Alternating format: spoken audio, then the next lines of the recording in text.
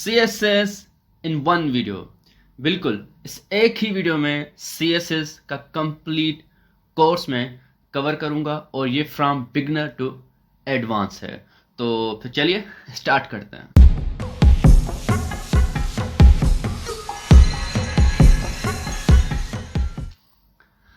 सबसे पहले बात करते हैं कि आखिर हम CSS पढ़ते क्यों हैं। Why we study.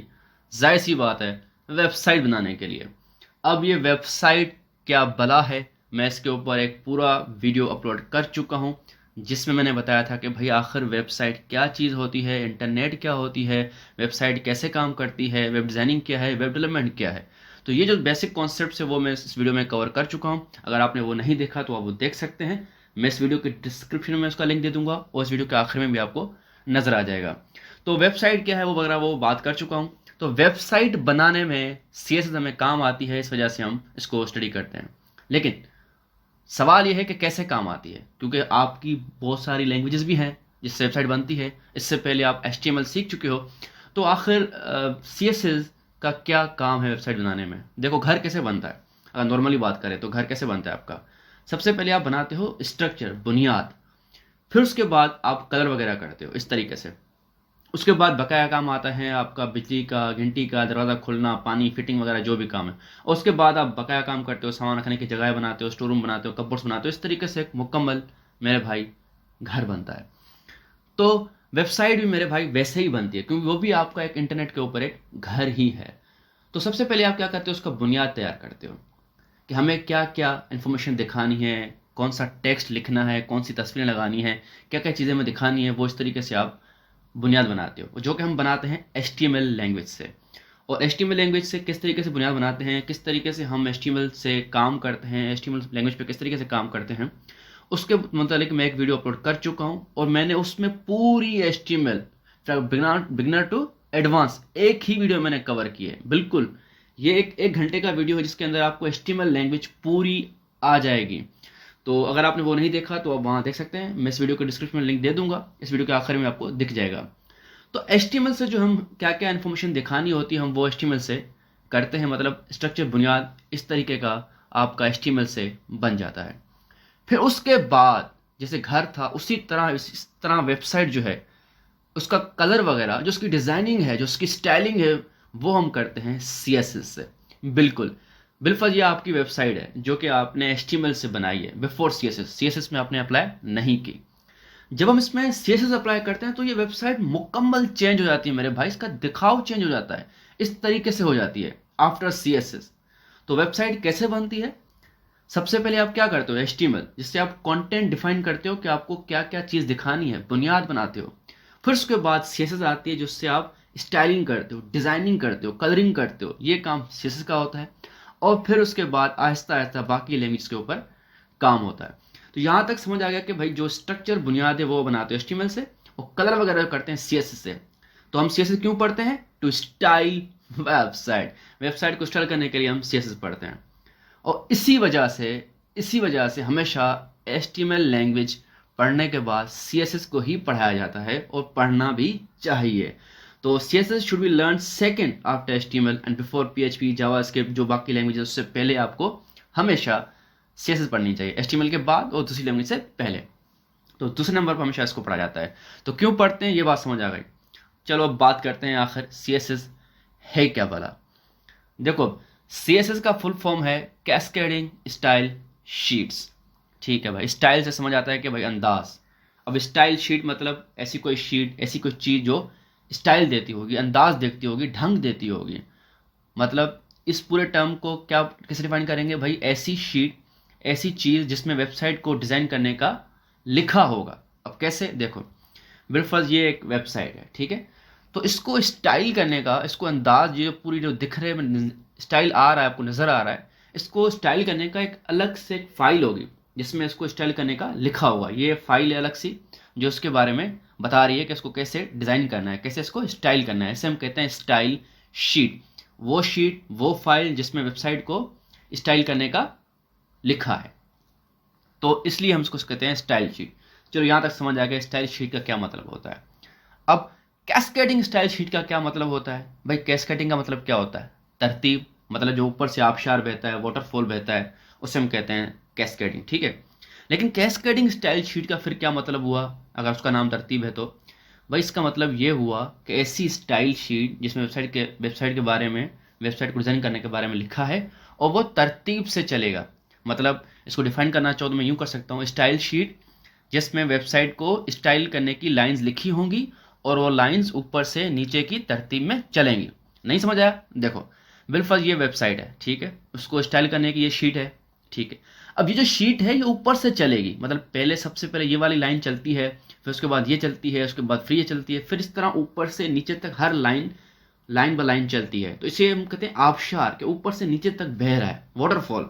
तो इसी वजह से इसको कहते हैं तरतीब वाटरफॉल कैस्केडिंग स्टाइल शीट, कि ऐसी स्टाइल शीट जो ऊपर से नीचे तक चलती है, हम उसे कहते हैं कैस्केडिंग स्टाइल शीट, मतलब CSS मेरे भाई। तो यहाँ तक समझ आ गया कि CSS का आखिर मतलब क्या होता है। तो अगर इसको मैं समराइज करूँ, इसको मिटा के दोबारा लिखते हैं कि क्यों पढ़ते हैं भाई, इसलिए पढ़ते हैं वेबसाइट को स्टाइल करने के लिए, टू स्टाइल वेबसाइट। दूसरी वजह, इसको हमेशा दूसरे नंबर पर पढ़ना चाहिए HTML के बाद। समझ आ गई? CSS क्या चीज़ है, मैंने बताया कैस्केडिंग स्टाइल शीट। इसको हम कैसे डिफाइन करेंगे भाई, वेबसाइट को स्टाइल करने के लिए लिखते हैं। बुनियाद HTML से आपने बना लिया, अब HTML के एलिमेंट्स को किस तरीके से दिखाना है, जो आपने इमेज लगाई है उसको इमेज को किस तरीके से दिखाना है, क्या साइज रखना है, मतलब HTML के बुनियाद जो है, बुनियाद को किस तरीके से डिज़ाइन करना है, वो CSS का काम था जो मैंने आपको समझाया पहले।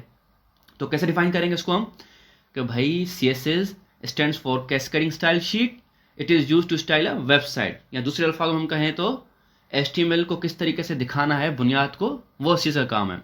इन other words CSS describes how HTML elements are to be displayed, किस तरीके से वो दिखाए जाएंगे, किस तरीके से उसको स्टाइल किया जाएगा, ये CSS का काम होता है।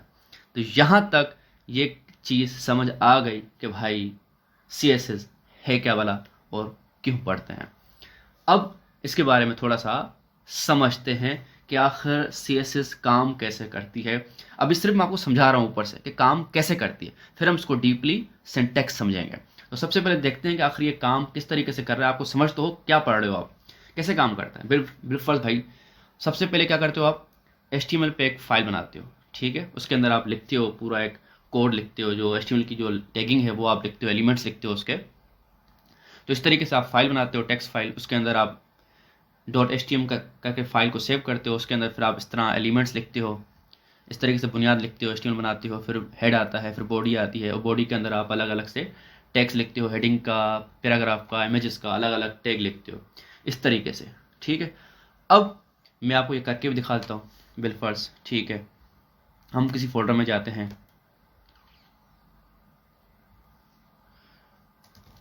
तो हम क्या करते हैं, यहाँ पे आके एक फ़ाइल बनाते हैं, ठीक है, उस फाइल के अंदर जाते हैं, उसके अंदर आके हम पूरा ये लिखते हैं, ठीक है, ऐसे इसी तरीके से ये लेटेस्ट वर्जन डिफाइन करता है। उसके बाद हम क्या लिखते हैं, HTML लिखते हैं, और HTML को हम क्या करते हैं, बंद करते हैं यूं करके। ये तो सब आपने HTML के लैंग्वेज में पढ़ा हुआ है। उसके बाद हम इसको यूं बंद कर देते हैं, उसके बाद ये फिर बॉडी आती है, और फिर यूं बॉडी बंद हो जाती है। फिर बॉडी के अंदर हम क्या करते हैं, आके लिखते हैं जो भी हमें लिखना होता है, ठीक है। उसके बाद पैराग्राफ आता है, और ठीक है, तो इस तरीके से हम क्या करते हैं, एक HTML पेज बनाते हैं, उसके बाद उसको सेव एज करते हैं, और सेव एज करने के बाद यहाँ पे सेव एज टाइप में आते हैं, ऑल फाइल्स करते हैं, और फिर यहाँ पे नाम देते हैं जो भी नाम देना चाहें, लेकिन उसके आखिर में हम हमेशा .html या .html लिखते हैं, ठीक है। तो उसके बाद सेव करते हैं, तो इस तरीके से हमारी फाइल सेव हो जाती है, पुरानी वाली को डिलीट कर देते हैं, और ये हमारी HTML फाइल सेव हो गई। इसको डबल क्लिक करेंगे तो फाइल खुल के सामने आ जाएगी इस तरीके से। अब मुझे बिल्कुल इस हेडिंग को क्या करना है, स्टाइल करना है, ठीक है, या पैराग्राफ को स्टाइल करना है, तो मैं कैसे करूँगा वो मैं आपको दिखा रहा हूँ। ये बिल्कुल ये आपने फाइल बना ली जो हमने अभी बनाई, ठीक है, ये फाइल आपने बना ली। अब इसको स्टाइल करना है, तो सबसे पहले मुझे क्या करना पड़ेगा, किस चीज़ को स्टाइल करना है, मुझे उसको उठाना पड़ेगा, और फिर उसको बताना पड़ेगा क्या करना है। सबसे पहले हेडिंग को करना है स्टाइल, तो मैं हेडिंग को उठाऊंगा, सिलेक्ट करूंगा कि भाई सबसे पहले मुझे सिलेक्ट करना है उस एलिमेंट को, उस चीज़ को जिसको मुझे स्टाइल करना है, उसको उठा लिया। अब उसको क्या करना है वो मुझे आगे लिखना है। कैसे लिखेंगे वो हम वन बाय वन पूरा समझेंगे, लेकिन फिलहाल आपको सिर्फ इतना बता रहा हूँ कि कैसे हम उसको करते हैं, आखिर मामला है क्या और चल कैसे रहा है। कि हम क्या करते हैं, उसकी प्रॉपर्टी बताते हैं, भाई इसको करना है क्या है। हेडिंग तो आपने उठा ली, पैराग्राफ या हेडिंग जो भी उठाना है आपने, आप सबसे पहले उसको सिलेक्ट करना है। तो हेडिंग हमने सेलेक्ट कर ली, क्या करना है इसके अंदर, प्रॉपर्टी कौन सी भाई, क्या करना है हमें, बिल्कुल कलर सेट करना है, उसको कलर में क्या रखना है, रेड रखना है, तो इसको बंद कर देंगे। और कुछ करना है, हाँ भाई बैकग्राउंड कलर सेट करना है, क्या रखना है भाई, येलो रखना है, ठीक है। फिर ये पूरा किसका काम करना है, इतना ही काम करना है, ठीक है। हम उसको फिर ब्रैकेट्स के अंदर बंद कर देंगे इस तरीके से, ये खत्म हो गया। पैराग्राफ को करना है, फिर पैराग्राफ को उठाएंगे, ये हो गया हमारा सिलेक्टर H1, ये हो गई प्रॉपर्टी, फिर ये हो गया हमारा रेड जो था वैल्यू, और ये हमने कर दिया खत्म सेपरेटर। इसके बाद दूसरी प्रॉपर्टी, इस तरीके से क्या मामला चल रहा है। ये कैसे चलेगा, सिलेक्टर हम सीखेंगे कि सिलेक्टर कैसे उठाते हैं, मतलब कैसे हम किस एलिमेंट को उठा सकते हैं। फिर प्रॉपर्टीज हम कैसे याद करेंगे, कलर तो मैंने लिख लिया, लेकिन हम क्या क्या क्या कैसे लिख सकते हैं, फिर वैल्यू कैसे दे सकते हैं, ये कॉलन, ये सेमी कॉलन, ये क्या है, सब हम समझेंगे। फिलहाल अभी क्या था, सिर्फ इतना बताना कि आखिर मामला चल क्या रहा है, कैसे हम आखिर काम करते हैं इसके ऊपर। तो इस तरीके से एक चीज़ उठाई जाती है, फिर उसकी वैल्यू सेट की जाती है प्रॉपर्टी की, और इस तरीके से उसके ऊपर वो अप्लाई किया जाता है। अगर पैराग्राफ के ऊपर करना है, फिर पैराग्राफ को मैं उठाऊंगा, सेलेक्ट करूंगा, फिर ब्रैकेट्स के अंदर बंद करूंगा, फिर प्रॉपर्टी सेट करूंगा, वैल्यू सेट करूंगा, फिर उसको बंद कर दूंगा। इस तरीके से क्या होता है, CSS अप्लाई होती है किसी भी एलिमेंट, किसी भी टैग के ऊपर। तो अब थोड़ा सा इसको करके देखते हैं ताकि आपको बेहतर समझ आ जाए। तो बिलफर्ज ये क्या थी, ये इंडेक्स फाइल थी, ठीक है। तो इसको क्या करना है, मुझे स्टाइल करना है। तो मैं क्या करूंगा, मेरे पास बहुत सारे तरीके हैं जो हम वन बाय वन देखेंगे। फिलहाल मैं आपको एक सिंपल तरीका दिखा देता हूँ, ठीक है। तो क्या करेंगे, हम इसको हम खोलेंगे नोटपैड फाइल के साथ, ये हमने खोल लिया।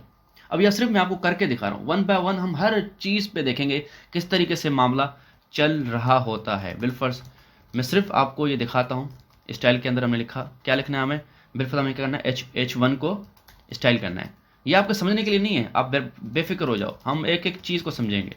सिर्फ मैं आपको दिखा रहा हूँ कि CSS काम कैसे करती है, ठीक है। तो हमने क्या किया है, यहाँ पे आके इसको बंद नहीं किया था, सही है।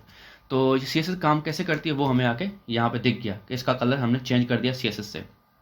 तो इस तरीके से बेसिकली काम हो रहा होता है। अब थोड़ा सा हम सिंटैक्स समझते हैं और फिर आगे मूव करते हैं ताकि हमें हर चीज़ आहिस्ता आहिस्ता समझ आए। यहाँ तक सिर्फ इतना समझाना था कि भाई CSS है क्या चीज़, CSS का क्या मतलब होता है, क्यों पढ़ते हैं, और आखिर CSS काम कर कैसे रही होती है, ये समझ आ गया। अब चलें सिंटैक्स समझते हैं। भाई सिंटैक्स क्या होता है, सबसे पहले हमें किस चीज़ को स्टाइल करना है। वेबसाइट के अंदर बहुत सारे अपने क्या लिखे हुए हैं, HTML के एलिमेंट्स लिखे हुए हैं, किस एलिमेंट को किस तरीके से दिखाना है, कैसे डिज़ाइन करना है। सबसे पहले हमें डिसाइड करना है, सेलेक्ट करना है वो एलिमेंट जिसको स्टाइल करना है। बिलफर्स्ट हेडिंग को करना है तो हम सिर्फ हेडिंग 1 लिखेंगे। उसके बाद फिर हम क्या करेंगे, कर्ली ब्रैकेट स्टार्ट करेंगे और कर्ली ब्रैकेट एंड करेंगे, उसके बीच में इसका पूरा का पूरा लिखा जाएगा डिज़ाइन करने का। तो सबसे पहले क्या करना होता है, हमें सेलेक्ट करना होता है उस एलिमेंट को, उसके बाद फिर हमें कर्ली ब्रैकेट स्टार्ट करनी होती है, उसके बाद फिर हमें प्रॉपर्टी देनी होती है कोई भी। बिलफर्स्ट हमें कलर सेट करना है तो हम कलर लिखते हैं, फिर उसकी क्या वैल्यू रखनी है, फिर हम कॉलन देते हैं बीच में, क्या वैल्यू रखनी है वो हम वैल्यू लिखते हैं, उसके बाद सेमी कॉलन, इससे ख़त्म हो जाता है वो ब्लॉक, उसके बाद कर्ली ब्रैकेट। तो अब ये जो बीच वाला पोर्शन है ये इसको स्टाइल करेगा, इसे हम कहते हैं सिलेक्टर, जो हम सिलेक्ट करेंगे। उसके बाद ये होती है प्रॉपर्टी, उसके बाद ये होती है वैल्यू उसकी, और ये होता है सेपरेटर। उसके बाद हम दूसरी वैल्यू लिख सकते हैं, दूसरी प्रॉपर्टी लिख सकते हैं। अगर हमें बहुत सारी प्रॉपर्टी लिखनी है तो हम कैसे लिखेंगे, इसी तरीके से H1 लिखेंगे, उसके अंदर फिर कर्ली ब्रैकेट स्टार्ट किया, कलर सेट कर दिया, उसके बाद बैकग्राउंड फॉन्ट साइज वगैरह जो भी मैं सेट करना है। तो इस तरीके से हम अलग अलग बहुत सारी प्रॉपर्टीज सेपरेट देके सेट कर सकते हैं। इसको हम इस तरीके से लिख सकते हैं एक ही लाइन के अंदर, या अलग अलग करके लिखना है तो इस तरीके से हम लिख सकते हैं। वो हमारे ऊपर है, हम उसको कैसे दिखाना चाहते हैं, तो इस तरीके से अलग अलग तरीक़ों से हम उसको लिख भी सकते हैं। तो अब यहाँ तक समझ आ गया कि भाई CSS को हम कैसे लिख सकते हैं, कैसे सिंटैक्स था, सिलेक्टर होता है, प्रॉपर्टी होती है, वैल्यू होता है, जो कि हम वन बाय वन देखेंगे, सीखेंगे, समझेंगे। लेकिन पहले बात करते हैं हम इसको आखिर लिखेंगे कहाँ पे। तो मैंने तो अभी फ़ौरन से आपको करके दिखा दिया था उसी फाइल के अंदर, लेकिन आखिर हम इसको कहाँ लिखेंगे, कौन कौन सी जगहों पे CSS को हम लिख सकते हैं। भाई CSS को हम अलग अलग जगहों पर लिख सकते हैं, वो है 3 तरह की जगह। सबसे पहली जगह आती है एक्सटर्नल, कि हम अलग से एक बाहर शीट बनाते हैं, उसके ऊपर काम करते हैं, जो कि अक्सर मकसद है CSS का, जो अक्सर मकसद होता है, जो मतलब ही उसका ये है, मीनिंग यही है कि अलग शीट। तो एक्सटर्नल हम कर सकते हैं। तो एक्सटर्नल में बाहर लिखा जाता है कोड, जिसका मतलब यही होता है कि अलग शीट में लिखा जाता है और फिर HTML के साथ उसको लिंक किया जाता है, फिर उसकी पूरी स्टाइलिंग कर देता है। कैसे? बिल्कुल ये आपकी HTML फाइल है, वेबसाइट है। अब इसको क्या है, स्टाइल करने का जो कोड है, स्टाइल करने की जो लाइंस हैं वो लिखी होती हैं अलग फाइल में। ये बिल्कुल ही अलग फाइल सेव की होती है किसी भी जगह पे। इसमें इसके बारे में लिखा होता है और फिर इसको क्या करते हैं हम, एक्सटर्नल कहते हैं कि ये अलग फाइल इसके साथ बनी हुई है, मतलब वेबसाइट को डिज़ाइन करने की जो फाइल है वो अलग है। अब इसको फाइल को कैसे बनाते हैं, ठीक है, हम फाइल को खोलते हैं और CSS के नाम से सेव करते हैं। वो हम करके देखते हैं।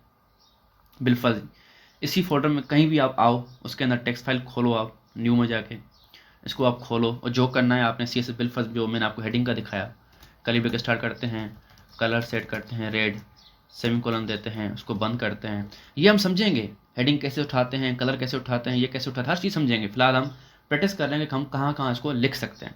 फिर इसको हमने कह दिया सेव एज, और इधर आएंगे सेव एज टाइप में ऑल फाइल्स पे क्लिक करेंगे, उसके बाद इसको नाम देंगे, जो भी नाम देना चाहो। बिल्कुल मैं देता हूँ स्टाइल।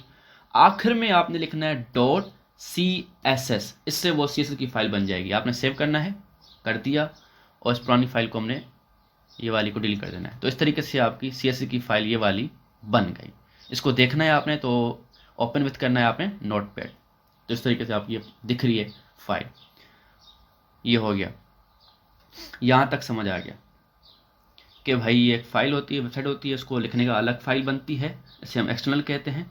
और किस तरह बनाते हैं कि भाई उसको खोलते हैं टेक्स्ट फाइल में, सेव करते हैं .css से। ये समझ आ गया। लेकिन अब ये इस पर कैसे काम करेगी, ये अलग फाइल है, कैसे पता चलेगा कि ये फाइल इसकी है? तो हम इसको क्या करेंगे, इस चीज़ को इसके साथ लिंक करेंगे, इस स्टाइल शीट को इस HTML पेज के साथ लिंक करेंगे। कैसे लिंक करेंगे?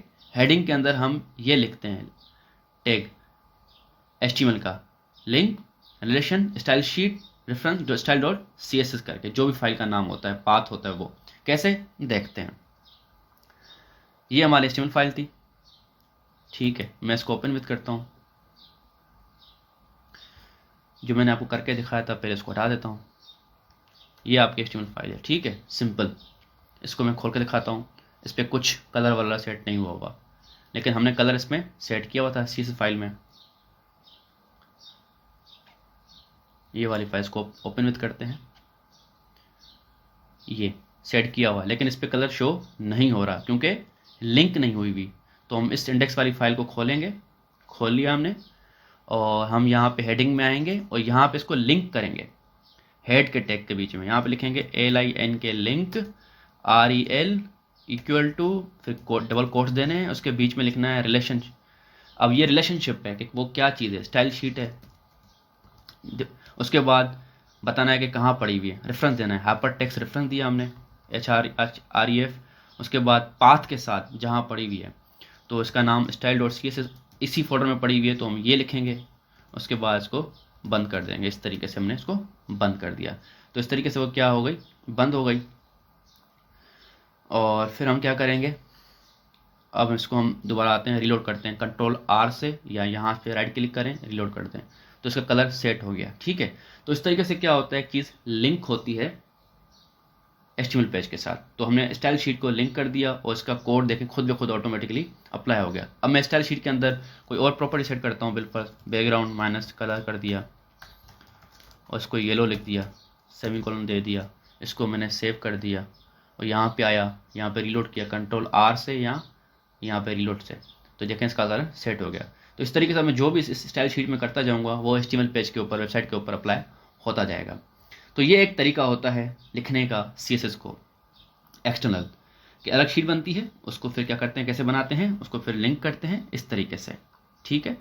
इसको हेड के बीच में आके लिंक करते हैं, फिर वो बन जाती है। ये आपने देख लिया। एक्सटर्नल तरीका होता है बाहर लिखने का, कैसे लिखते हैं, एक्सटर्नल शीट बनाते हैं बिल्कुल, और उसको लिंक करते हैं। समझ आ गई कैसे लिंक करते हैं? हेड के बीच में हम लिंक का टैग लगाते हैं, उसके बीच में रेफरेंस देते हैं, कहाँ फाइल पड़ी हुई है, उसका नाम वगैरह यहाँ पे लिख लेते हैं। समझ आ गया। अब ये चीज़ समझ आ गई जो मैंने यहाँ पे आपको दिखाई। अब इसका मकसद क्या होता है? इसका मकसद होता है कि बहुत सारे पेजेस को एक ही वक्त में कंट्रोल करना।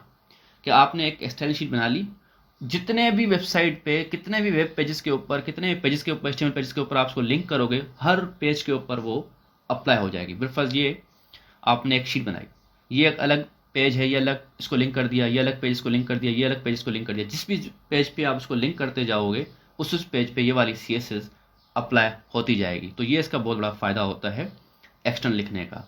तो दूसरा तरीका अब कौन सा है? दूसरा तरीका होता है एम्बेडेड। एम्बेडेड का मतलब होता है भाई, क्या होता है? किसी चीज़ को ज़ोर से लगाना, मतलब फिक्स करना, पुख्ता करना, चिपका देना कि हिले नहीं। तो ये पुख्ता होता है, फिक्स्ड होती है चीज़। एम्बेडेड का मतलब ये होता है। अब CSS का दूसरा तरीका होता है एम्बेडेड, मतलब फिक्स कर देना। और कैसे फिक्स करना? ये हम लिखते हैं हेड टैग्स के बीच में, जो मैंने शुरू में आपको करके दिखाया था, written in HTML within heads के बीच में। इसको हम इंटरनल भी इसी वजह से कहते हैं, क्योंकि वेब पेज के ऊपर ही आप, HTML के ऊपर ही आप लिख रहे हो, तो एम्बेडेड या इंटरनल। कैसे करते हैं? देखो, ये आपकी वेबसाइट है, फाइल है, इसी फाइल के अंदर आप खोलोगे और यहाँ पे हेड के बीच में आप क्या करोगे? स्टाइल का टैग शुरू करोगे, बंद करोगे और बीच में आपको जो करना है आप वो लिखोगे। ये होता है विद इन आपके HTML पेज के अंदर। इसे कहते हैं हम क्या? एम्बेडेड। तो ये उसी पेज जिस पे हमने लिखा है उसी को सिर्फ कंट्रोल करेगा। तो अभी करके देखते हैं हम इधर आते हैं इंडेक्स पेज के ऊपर, जो हमने ये लिखा, ये बनाई हुई फाइल, ठीक है। हम इधर आते हैं क्या? हेड के बीच में। हेड के बीच में आएंगे, स्टाइल टैग शुरू करेंगे। अभी तो सिर्फ मैं आपको समझा रहा हूँ कि हम कहाँ कहाँ लिख सकते हैं, फिर हम वन बाय वन हर चीज़ करेंगे, समझेंगे। क्योंकि CSS एक ही चीज़ है, बस आपने कहाँ पे लिखना है वो आपकी डिसाइड करना है, आपको, आपकी मर्जी है। तो हम स्टाइल का टैग शुरू करेंगे और स्टाइल का टैग बंद करेंगे। अब इसके बीच में हम क्या करते हैं? एम्बेडेड तरीका होता है जो लिखने का। ये हमारा एम्बेडेड तरीका है कि स्टाइल का टैग शुरू करते हैं, बंद करते हैं उसी फाइल के अंदर, HTML की। यहाँ पे बिल्कुल मुझे पैराग्राफ को सेट करना है। पैराग्राफ को सेट किया, कर्ली ब्रैकेट ऑन किया, कर्ली ब्रैकेट बंद किया, कलर सेट कर देता हूँ मैं, इसका कलर रेड कर देता हूँ, सेमीकोलन दे दिया, सेव कर दिया। यहाँ पे कंट्रोल R दबा दिया तो देखें इसका कलर रेड हो गया। तो ये एक तरीका होता है एम्बेडेड, उसी पेज के ऊपर आपने लिख लिया, ठीक है। अब जिस पेज पे लिखूंगा, जाहिर सी बात है उसी पेज का कलर चेंज होगा, जो भी करना है स्टाइल होगा, किसी और वेब पेज पे नहीं होगा, क्योंकि मैंने सिर्फ उसी के ऊपर लिखा है। तो एक्सटर्नल पे ये फायदा होता है कि वो सब पे अप्लाई हो सकता है। एम्बेडेड का ये फायदा होता है जिस पे आप लिखोगे सिर्फ उसी पे फायदा होगा। अब higher importance than external and less than inline. अब ये क्या है एम्बेडेड का?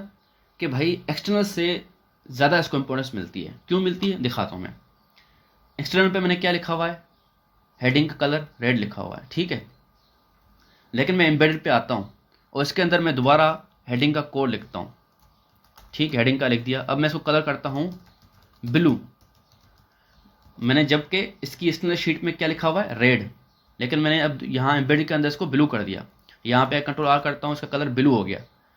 मतलब यहाँ पे लिखे हुए कोड को हटा के इसने अंदर वाले कोड को अहमियत दी है। तो वेब एम्बेडेड का ये फ़ायदा होता है कि इसकी ज़्यादा अहमियत होती है। मतलब आपने एक वेबसाइट बनाई है, स्टाइल शीट बहुत सारी बनाई हुई है, लेकिन आप कुछ खास चीज़ें चाहते हो जो कि उसी पेज के अंदर लिखोगे, तो वो आपको दोबारा जाके शीट में चेंज करने की ज़रूरत नहीं है।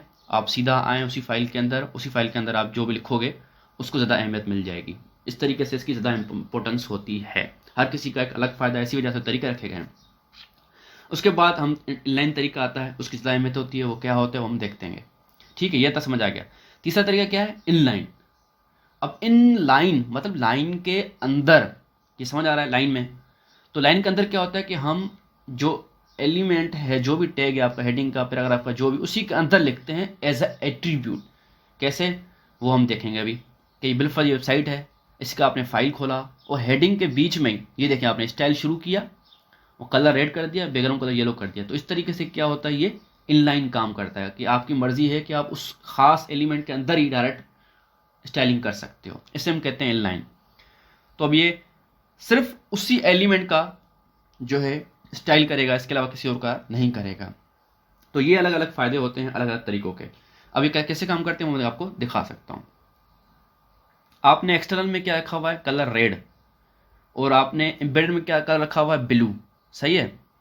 लेकिन मैं आता हूँ इस हेडिंग के अंदर और इसी के अंदर स्टाइल का टैग शुरू करूँगा, इक्वल दूंगा, डबल कोट्स दूंगा और इसके अंदर जो स्टाइलिंग करनी है मैं वो कर सकता हूँ। सेम CSS होती है। कलर मैंने बिल्कुल सेट कर दिया इसका वाइट, ठीक है। अब मैं कंट्रोल R दबाता हूँ यहाँ आके, तो इसका कलर वाइट हो गया। आप देख रहे हो, आप कलर वाइट हो गया। मतलब इससे भी ज़्यादा, एम्बेडेड से भी ज़्यादा इन लाइन को इम्पोर्टेंस मिलती है, ठीक है। तो इसकी हाईएस्ट इंपॉर्टेंस होती है। तो अलग अलग तरीके हैं, तो आपको डिसाइड करना है कि आपने कैसे लिखना है। सबसे पहले जो प्रोफेशनल तरीका है वो हम क्या करते हैं? एक्सटर्नल शीट पे लिखते हैं, एक्सटर्नल पे काम करते हैं। लेकिन फिर अब वेबसाइट बन के तैयार हो गई, थोड़ी सी चेंजेस करनी है हमें, तो हम आके क्या करते हैं, उसी वेब पेज के अंदर आके एम्बेडेड तरीका करते हैं। लेकिन हमें क्या करना है, खास इंपॉर्टेंस देनी है सिर्फ एक ही एलिमेंट को, तो हम वो भी नहीं करते इंटरनल, हम सीधा चाहते हैं सिर्फ उस एलिमेंट के ऊपर और उस पर अगर टैग की सूरत में, एट्रीब्यूट की सूरत में इनलाइन जिसे हम कहते हैं, वो हम CSS अप्लाई कर देते हैं। तो ये तीसरा तरीका होता है, हाईएस्ट इंपॉर्टेंस उसको मिलती है। तो अलग अलग तरीके हैं, आप पे डिपेंड करता है कि किस तरीके को कब इस्तेमाल करना है। तो ये 3 तरीके हैं लिखने के। यहाँ तक समझ आ गया भाई कि क्या मामला आते हैं। इसको समराइज करते हैं, तीनों को समझा देता हूँ दोबारा। लेट समराइज कि सबसे पहला तरीका क्या है, एक्सटर्नल अलग शीट में लिखते हैं और जो कि बहुत सारे पेजेस को एक साथ कंट्रोल करता है। उसके बाद एम्बेडेड तरीका जिसे इंटरनल कहते हैं, ये हेड टैग के बीच में लिखा जाता है और सिर्फ उसी पेज को कंट्रोल कर सकता है। इसकी इंपॉर्टेंस ज़्यादा होती है एक्सटर्नल से। तीसरा तरीका है इनलाइन, जो कि सिर्फ लाइन के बीच में लिखा जाता है एट्रीब्यूट की सूरत में, सिर्फ उसी एलिमेंट को कंट्रोल कर सकता है, उसकी हाईएस्ट इंपॉर्टेंस है इन सब से। ये 3 तरीके हैं जहां हम CSS लिख सकते हैं। तो यहाँ तक मेरे भाई समझ आ गया कि सीन क्या चल रहा है। कि सबसे पहले क्या सीन चल रहा है, कि सबसे पहले आपका ये सीन चल रहा है कि आपको पता चल गया कि CSS क्या चीज़ है, CSS पढ़ते क्यों हैं, CSS आखिर काम कैसे करती है और कहाँ कहाँ हम इसको आखिर लिख सकते हैं। तो अब हम शुरू करते हैं इसको समझना और लिखना। ठीक है, चलो फिर स्टार्ट करते हैं। बेसिक सिंटेक्स हमें समझ आ गया था, तो अब बात करते हैं आखिर सिलेक्टर हम कैसे उठाएंगे, किस एलिमेंट को क्या तरीका है सिलेक्ट करने का, वो हम सब अभी समझेंगे। तो चले फिर सिलेक्टर को समझते हैं, CSS सिलेक्टर को समझते हैं कि आखिर सिलेक्टर्स कैसे उठाए जाते हैं, कैसे सिलेक्ट करके कैसे उसमें चेंजेस की जाती हैं। तो भाई सबसे पहले यूनिवर्सल सिलेक्टर, आपने पूरी वेबसाइट के ऊपर एक ही स्टाइल देना है, तो हम उसको एस्टेरिक जैसे भी आप उसको बनाना चाहें, ये वाली साइन होती है स्टार की सूरत में, फिर आप ब्रैकेट ऑन करोगे, फिर ब्रैकेट बंद करोगे, इसके बीच में जो भी आप लिखोगे वो पूरे वेबसाइट के ऊपर अप्लाई हो जाएगा, क्योंकि ये एक यूनिवर्सल सिलेक्टर है। तो पूरी वेबसाइट पे करना होता है तो हम यूनिवर्सल सिलेक्टर इस्तेमाल करते हैं। फिर आपने जो भी चीज़ सेट करनी है, फ़ॉन्ट माइनस फैमिली, ये भी हम देखेंगे कैसे प्रॉपर्टी कैसे करते हैं सेट, वैल्यू कैसे सेट करते हैं। फिलहाल हम इस सिलेक्टर की बात कर रहे हैं। तो आपने सिलेक्टर उठाया, कर्ली ब्रैकेट ऑन की, कर्ली ब्रैकेट बंद की, उसके बीच में जो भी आपने प्रॉपर्टी वैल्यू सेट करनी है वो आप कर सकते हो। ये पूरी वेबसाइट के ऊपर applies on all HTML elements, इस पर अप्लाई हो जाता है। ठीक है, उसके बाद है बॉडी सिलेक्टर, कि आपने सिर्फ बॉडी के ऊपर, जो बॉडी की टैगिंग है उसके ऊपर आपने इसको सेट करना है। तो बॉडी, फिर ब्रैकेट ऑन, ब्रैकेट बंद, तो उसका आपने बैकग्राउंड कलर इस तरीके से जो भी सेट करना है आप कर सकते हो, जो भी चीज़ करनी है बॉडी के एलिमेंट्स के ऊपर। अब बॉडी का टैग और यूनिवर्सल टैगिंग में फ़र्क आता है, उसकी अलग अलग जगह होती है इस्तेमाल करने की। तो हम बाज़ दफ़ा जो यूनिवर्सल सिलेक्टर है उसको तभी सेट यूज़ करते हैं जब मैं फ़ॉन्ट वगैरह सेट करना हो या उसका फ़ॉन्ट का साइज सेट करना हो, जो भी छोटी छोटी चीज़ें हैं। बॉडी की ज़रूरत हमें तब पड़ती है जब बॉडी में भी हम फ़ॉन्ट साइज कर सकते हैं सेट, अलग अलग ज़रूरत है। बॉडी की ज़रूरत हम स्पेशली तब पड़ती है जब हम बॉडी को बैकग्राउंड चीज़ देना चाहते हैं, कि for example web page background picture set करना चाहते हैं, web page background colour set करना चाहते हैं, या पूरी बॉडी के फ़ॉन्ट साइज वगैरह चेंज करना चाहते हैं। तो स्पेशली तो हम इसी चीज़ों के लिए इस्तेमाल करते हैं। बाकी तो हर किसी की एक अपनी लॉजिक होती है इसको कैसे इस्तेमाल करता है। बात यह थी कि यूनिवर्सल उस तरीके से उठाया जाता है, सेलेक्ट किया जाता है, और बॉडी इस तरीके से सेलेक्ट की जाती है जो कि बॉडी के ऊपर अप्लाई होगी। तो उसका थोड़ा सा आप प्रैक्टिस कर देखते हैं यूनिवर्सल को और बॉडी को। ठीक है, ये हम आ गए एक्सटर्नल शीट के ऊपर, इसको ख़त्म कर देते हैं। अब शुरू करते हैं, शुरू समझना। यूनिवर्सल को मैंने शुरू से समझना, तो हम इधर आ गए, एस्टेरिक दिया, ये यूनिवर्सल है, और कर्ली ब्रैकेट ऑन की, कर्ली ब्रैकेट बंद की। इसको मैं थोड़ा सा साइज़ बढ़ा देता हूँ, फ़ॉन्ट साइज़, ताकि दिखने में आसानी हो। ठीक है, यूनिवर्सल सिलेक्टर उठा लिया, कर्ली ब्रैकेट ऑन की, कर्ली ब्रैकेट बंद की, और यहाँ विड्थ मैंने कलर कर दिया रेड। ठीक है, और इस पेज में आ गया इंडेक्स वाले में, इसमें हम ये खाली कर देते हैं, सिर्फ एक्सटर्नल को ही प्रैक्टिस करते हैं। तो ये आ गया, इसको लाइन ख़त्म कर देते हैं। अब ये सिंपल HTML पेज है, मैं आपको दिखा सकता हूँ, कंट्रोल R करते हैं, सिंपल HTML पेज है जिसका सिर्फ कलर सेट हुआ है इस यूनिवर्सल से। ठीक है, और बॉडी को करते हैं, बॉडी को हमने कर दिया सेलेक्ट उठाया, और उसको हम करते हैं बैकग्राउंड माइनस कलर। ये लो, ये प्रॉपर्टीज और वैल्यूज समझ आ जाएंगी। फिलहाल हम सिलेक्टर की बात कर रहे हैं, किस तरीके से यूनिवर्सल उठाया जाता है और किस तरीके से बॉडी उठाई जाती है। ठीक है, तो इसको मैंने सेव कर दिया, और यहाँ पे आके कंट्रोल आर दबाया तो देखें बैकग्राउंड का कलर सेट हो गया, फ़ॉन्ट का कलर सेट हो गया। इस तरीके से बॉडी और यूनिवर्सल सिलेक्टर हम उठाते हैं। तो यहाँ तक ये चीज़ समझ आ गई, ठीक है, यूनिवर्सल सिलेक्टर और बॉडी सिलेक्टर। अब आगे बढ़ते हैं। अब टैग सिलेक्टर एलिमेंट्स को कैसे उठाते हैं, हेडिंग को, पैराग्राफ को, इस तरीके को कैसे उठाते हैं, किन चीज़ों को। सबसे पहले भाई हेडिंग, तो जो भी चीज़ आपने उठानी है, कोई भी एलिमेंट, उसका नाम उठाएंगे आप। टैग सिलेक्टर, जो भी टैग है आपका, हेडिंग का है, पैराग्राफ का है, इमेज का है, वो आपने उस टैग का नाम लिखना है, फिर कर्ली ब्रेक स्टार्ट करनी है, फिर कर्ली ब्रेक बंद करनी है। इसके बीच में आप जो भी लिखोगे वो उसका स्टाइल हो जाएगा, सिर्फ उस टैग के ऊपर। अगर हेडिंग का टैग है तो आप जो भी हेडिंग का टैग है वो उठाओगे, पैराग्राफ का है तो पी उठाओगे, इमेज का है तो IMG उठाओगे, लिंक का है तो ए उठाओगे। मतलब जो भी नाम है उस एलिमेंट का वो आपने यहाँ पे लिखना है, टैग का नाम, उसके बीच में आपने इसका स्टाइल करना है, ठीक है। उसके बाद दूसरा तरीका क्या है, टैग विथ हाईएस्ट प्रेसिडेंट, मतलब कोई ऐसा टैग है जो टैग के बीच में टैग है। मतलब बिलफर्ज ये है, पैराग्राफ है, उसके अंदर अली लिखा हुआ है जो कि बोल्ड किया हुआ है। अब मुझे सिर्फ इसको स्टाइल करना है, ठीक है, और इसमें देखें कुछ नहीं लिखा हुआ।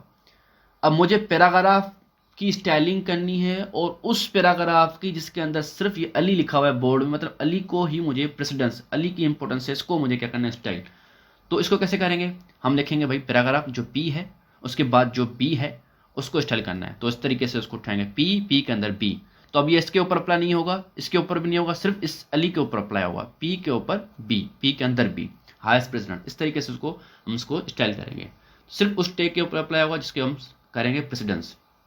तीसरा तरीका क्या है, बहुत सारे सिलेक्टर्स हम एक साथ उठा सकते हैं। कैसे, हेडिंग 1, हेडिंग 2 या पैराग्राफ कोमा देके आप लिख सकते हो, जो भी यहाँ एक साथ इस तरीके कोमा देके आप उसको सेट कर सकते हो। जो भी मेंशन टैग्स होंगे यहाँ पे हम लिखेंगे, उसके ऊपर अप्लाई हो जाएगा। तो अब इन तीनों को प्रैक्टिस करके देखते हैं। यहाँ आया मैं, ठीक है। अब मुझे क्या करना है, हेडिंग, हेडिंग को मैंने सेलेक्ट कर दिया और इसको मैंने क्या कर दिया, कलर क्या कर दिया मैंने, इसको ब्लैक, ब्लैक तो हुआ है, तो मैं इसको कर देता हूँ ब्लू। सेव कर दिया, यहाँ पे आके कंट्रोल आर दबाया तो इसका कलर ब्लू हो गया, ठीक है। मैं चाहता हूँ कि मल्टीपल सिलेक्ट टेक्स्ट, हेडिंग के साथ पैराग्राफ का बजाय कोमा करके पी कर दिया, यहाँ पे आके इसको कंट्रोल आर कर दिया तो इसका भी सेट हो गया, एक साथ इन दोनों का हो गया। अब मैं पैराग्राफ के अंदर CSS के को बोल्ड करता हूँ, बी कर दिया, ठीक है। अब मैं चाहता हूँ सिर्फ CS, अब देखें अब मैं कंट्रोल आर दबाता हूँ तो इस पूरे का हुआ है, इसका सिर्फ रेड हो गया क्योंकि इसने इसको छोड़ दिया। मैं यहाँ चाहता हूँ पी के अंदर बी, इसको सेट करें। क्या करना है, इसको करना है मुझे बिलफर्ज करना है ब्लैक। तो कलर कॉलन दिया, ब्लैक सेमीकोलन दिया, बंद किया, यहाँ पे कंट्रोल दबाया तो देखें इसका कलर ब्लैक हो गया। तो इस तरीके से हाईएस्ट प्रेसिडेंस, तीनों चीज़ें इस तरीके से अप्लाई होती हैं कि आप टैग को इस तरह नाम से उठाते हो, मल्टीपल टैग्स को कोमा देके करते हो और प्रेसिडेंस को आप इस तरीके से करते हो। ये टैग्स सिलेक्टर्स होते हैं। तो इस तरीके से हम टैग को उठाते हैं और स्टाइलिंग करते हैं।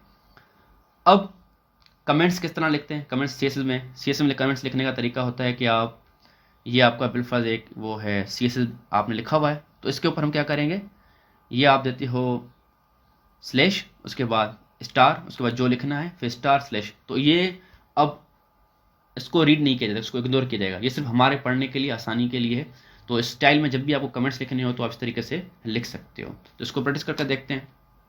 स्टाइलिंग में आते हैं और बिलफर्ज मैंने यहाँ पे लिख दिया किसी को समझाने के लिए, ये दिया, स्टार दिया और यहाँ पे लिख दूंगा ये कि भाई this styles heading and paragraph, ताकि जो भी नया बंदा होगा इसको देख के समझ जाएगा कि यहाँ पे क्या काम हो रहा है। इसको सेव कर दिया, यहाँ पे कंट्रोल दबाया तो यहाँ पे कुछ फ़र्क नहीं पड़ा क्योंकि ये चीज़ इग्नोर हो गई। ये सिर्फ कमेंट्स हैं जो कि पढ़ने वालों के लिए हैं, ठीक है। तो इस तरीके से कमेंट्स हम लिखते हैं, ये समझ आ गया भाई। अब ID सिलेक्टर क्या चीज़ है, क्यों काम आता है, कैसे उठाते हैं वो देखते हैं। बिलफर्ज ये दो हेडिंग्स हैं, ये भी है, ये भी है। अगर मैं CSS में जाके हेडिंग को स्टाइल कर दूंगा तो इन दोनों पे अप्लाई हो जाएगा, लेकिन मुझे ऐसा नहीं चाहिए, मुझे चाहिए सिर्फ इसको स्टाइल करना है। तो इसके लिए मैं इसको एक ID दूंगा खास, जो कि सिर्फ इसी के लिए यूज़ होगी। तो इसके अंदर मैं ID लिखूंगा, इक्वल दूंगा और कोटेड में जाके इसको नाम दे दूंगा जो भी देना चाहूँ, इंट्रो दे दिया। अब मैं इसको स्टाइल कर सकता हूँ। अब मैं हैशटैग लगाऊंगा और इसका नाम ID का जो लिख लिया, फिर curly bracket on, curly bracket बंद, इसके बीच में जो मुझे स्टाइलिंग करनी है तो स्टाइल कर सकता हूँ। अब ये सिर्फ इसके ऊपर अप्लाई होगा जिसके ऊपर ये वाली ID होगी। तो इसके ऊपर ID है तो इसके ऊपर स्टाइल हो जाएगा। तो ये सिर्फ एलिमेंट जिसके साथ कोई ID होगी उसी के ऊपर ये स्टाइल होगा। ID सिलेक्टर इस तरीके से काम करता है। हैशटैग हम यूज़ करते हैं इसको सिलेक्ट करने के लिए। दूसरा है क्लास सिलेक्टर। ये क्या है, क्यों काम आता है, कैसे करते हैं वो देखें। बिल्कुल 3 हेडिंग्स हैं, ठीक है, लेकिन मैं चाहता हूं कि इन 2 हेडिंग्स के ऊपर स्टाइलिंग करूं। तो आईडी तो नहीं हो सकती क्योंकि आईडी सबकी अलग अलग होगी। लेकिन क्लास का क्या फ़ायदा है, एक क्लास बहुत सारी चीज़ों की हो सकती है जिस पे आप लगाना चाहो। इन 2 के ऊपर मैंने क्लास बना दी हाईलाइट, इसके ऊपर और इसके ऊपर। अब मैं इसको सेलेक्ट करके स्टाइलिंग करूंगा तो इन दोनों पे हो जाएगी, इस पे नहीं होगी। तो ये फ़ायदा है। आईडी पे ये फ़ायदा नहीं होता, आईडी पे सिर्फ एक चीज़ पे एक ही यूनिक होगी। क्लास बहुत सारों पे एक जैसी हो सकती है। इसको हम उठाते हैं डॉट से, आईडी को उठाते हैं हैश से, इसको उठाते हैं डॉट से। तो उसका नाम लिख दिया, उसके बाद जो स्टाइलिंग करनी है वो हम कर सकते हैं। ये एलिमेंट जिसके साथ वो क्लास होगी उस पर ऊपर अप्लाई हो जाएगा। तो इसको डॉट यूज़ करते हैं, तो उसको थोड़ा प्रैक्टिस करते हैं, ठीक है। अब यहाँ पे बिलफर्ज मैंने एक और हेडिंग लिख दी,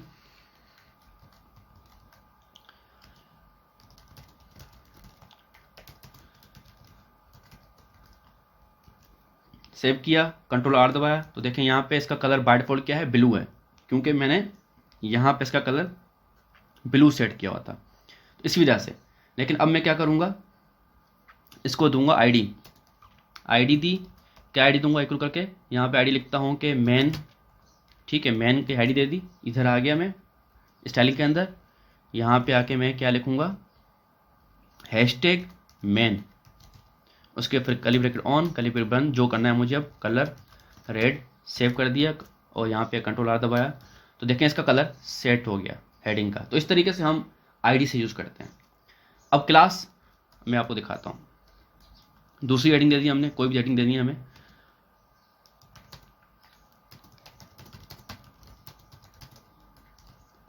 ठीक है, ये हमने कर दी, ये हमने हेडिंग दे दी, ठीक है। इसके ऊपर भी क्या हुआ है, ये देखो दोनों के ऊपर क्या हो गया, रेड हो गया, ये हो गया H1 H2, क्योंकि बाय डिफॉल्ट सारे फॉन्ट साइज कलर रेड हुआ है हमारा, ठीक है। तो ये हो गया, क्योंकि हमने यूनिवर्सल कलर रेड सेट किया हुआ तो बाय डिफॉल्ट रेड ही है। तो अब मुझे क्या चाहिए, इन 2 हेडिंग्स के ऊपर अलग कलर चाहिए, ठीक है।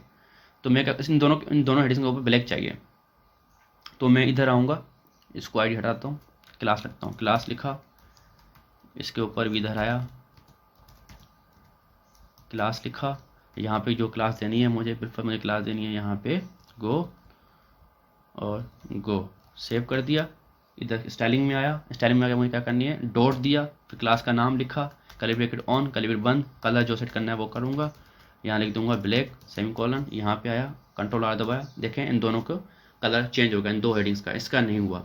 तो इस तरीके से क्लास अप्लाई होती है कि बहुत सारे एलिमेंट्स पे हो सकती है, हेडिंग सिर्फ उसी एलिमेंट के ऊपर होगी। तो इस तरीके से क्लास और आईडी सिलेक्टर यूज़ हम करते हैं। ये समझ आ गया, परफेक्ट हो गया। अब आगे बढ़ते हैं। एट्रीब्यूट सिलेक्टर मतलब कोई ऐसा एलिमेंट है जिसके अंदर एट्रीब्यूट है, हम सिर्फ उसी को उठाना चाहते हैं। कैसे, देखें, बिल्कुल ये 2 एलिमेंट्स हैं, ठीक है, एंकर कमांड्स के, लिंक्स के, इसके बीच में देखें टारगेट, ये एट्रीब्यूट है, ठीक है, target is equal to blank. तो इसमें एट्रीब्यूट नहीं है, मैं चाहता हूँ वो लिंक जिसमें टारगेट का एट्रीब्यूट है सिर्फ उसी को स्टाइलिंग करे। तो मैं क्या करूँगा, ये लिंक का नाम लिखा, जो एलिमेंट टैग का, उसके अंदर एट्रीब्यूट का नाम लिख दिया टारगेट, फिर उसको curly bracket on, curly bracket बंद। अब सिर्फ ये किस पे अप्लाई होगा, सिर्फ इस पे अप्लाई होगा जिसके अंदर टारगेट का होगा। लेकिन बिलफर्स आपके पास इस तरह के टैग्स हैं, एलिमेंट्स हैं, दोनों में टारगेट है। अब मैं क्या करूँगा, अब मैं डिफाइन करूँगा जिसको मुझे चाहिए, बिल्कुल मुझे चाहिए इस वाले पे, तो मैं आगे इसकी प्रॉपर्टी लिखूंगा, टैग दिया, एट्रीब्यूट दिया, किस पे, इस पे पूरा, अंडरस्कोर ब्लैंक, इसके ऊपर स्टाइलिंग कर दे, तो अब ये किस पे अप्लाई होगा, इसके ऊपर अप्लाई होगा, ठीक है। तो एलिमेंट विथ जो भी अगर हमें ये दिया होगा। अब इनपुट टाइप है, टेक्स्ट है, बटन है, इसमें एट्रीब्यूट का सिलेक्ट करेंगे, हम वही लिखेंगे, इनपुट आ गया टैग, उसकी आ गई एट्रीब्यूट, और उसकी क्या आ गई, वैल्यू, टेक्स्ट, ठीक है, इस पे अप्लाई हो जाएगा। बटन पे करना है तो मैं बटन लिखूंगा इस तरीके है, ठीक है। तो बटन पे बटन अप्लाई हो जाएगा। तो ये थोड़ी सी मैंने क्लास लिख दिया, शायद गलती कर दी मैंने, ये क्लास नहीं है, तो इसको ये क्या है, एट्रीब्यूट सिलेक्टर है। एट्रीब्यूट सिलेक्टर में क्या था, क्लास नहीं है, एलिमेंट विथ एट्रीब्यूट, ठीक है, ये एट्रीब्यूट है, ठीक है, ये भी एट्रीब्यूट है, ठीक है, और ये भी एट्रीब्यूट है, ये भी एट्रीब्यूट है। ठीक है, तो अब दोबारा इसको एट्रीब्यूट को देखते हैं। तो एट्रीब्यूट में क्या था कि एक तरीका तो ये होता है कि आप डायरेक्टली सिर्फ एट्रीब्यूट का नाम लिख दो टैग के साथ, टैग लिया, नाम लिखा और वैल्यू सेट कर दी। या तो आप चाहते हो कि एट्रीब्यूट की जो वैल्यू है उसके साथ, ठीक है, बिलफर्ज ये है, अब ब्लैंक भी लिखना है तो आप इस तरीके टैग उठाओगे, उसके एट्रीब्यूट उसकी वैल्यूज के साथ दोगे, उसको कर दोगे। और इनपुट वाला होगा तो उसमें आप ये लिखोगे, दोबारा एट्रीब्यूट उठाओगे, उसकी वैल्यू टाइप वैल्यू दोगे और बंद कर दोगे। इस तरीके से 3 तरह से आपका बटन पे करना है तो बटन का लिख देंगे। तो इस तरीके से आपका जो एलिमेंट है, उसका जो एट्रीब्यूट है, आप इसको डिफाइन करके सेट कर सकते हो। अब इसको क्या करते हैं, हम प्रैक्टिस करके देखते हैं। हम इधर आए, यहाँ पे बिलफर्ज एक एलिमेंट है ए, लिंक है, ठीक है, ए है, ठीक है, जो भी है, टारगेट है,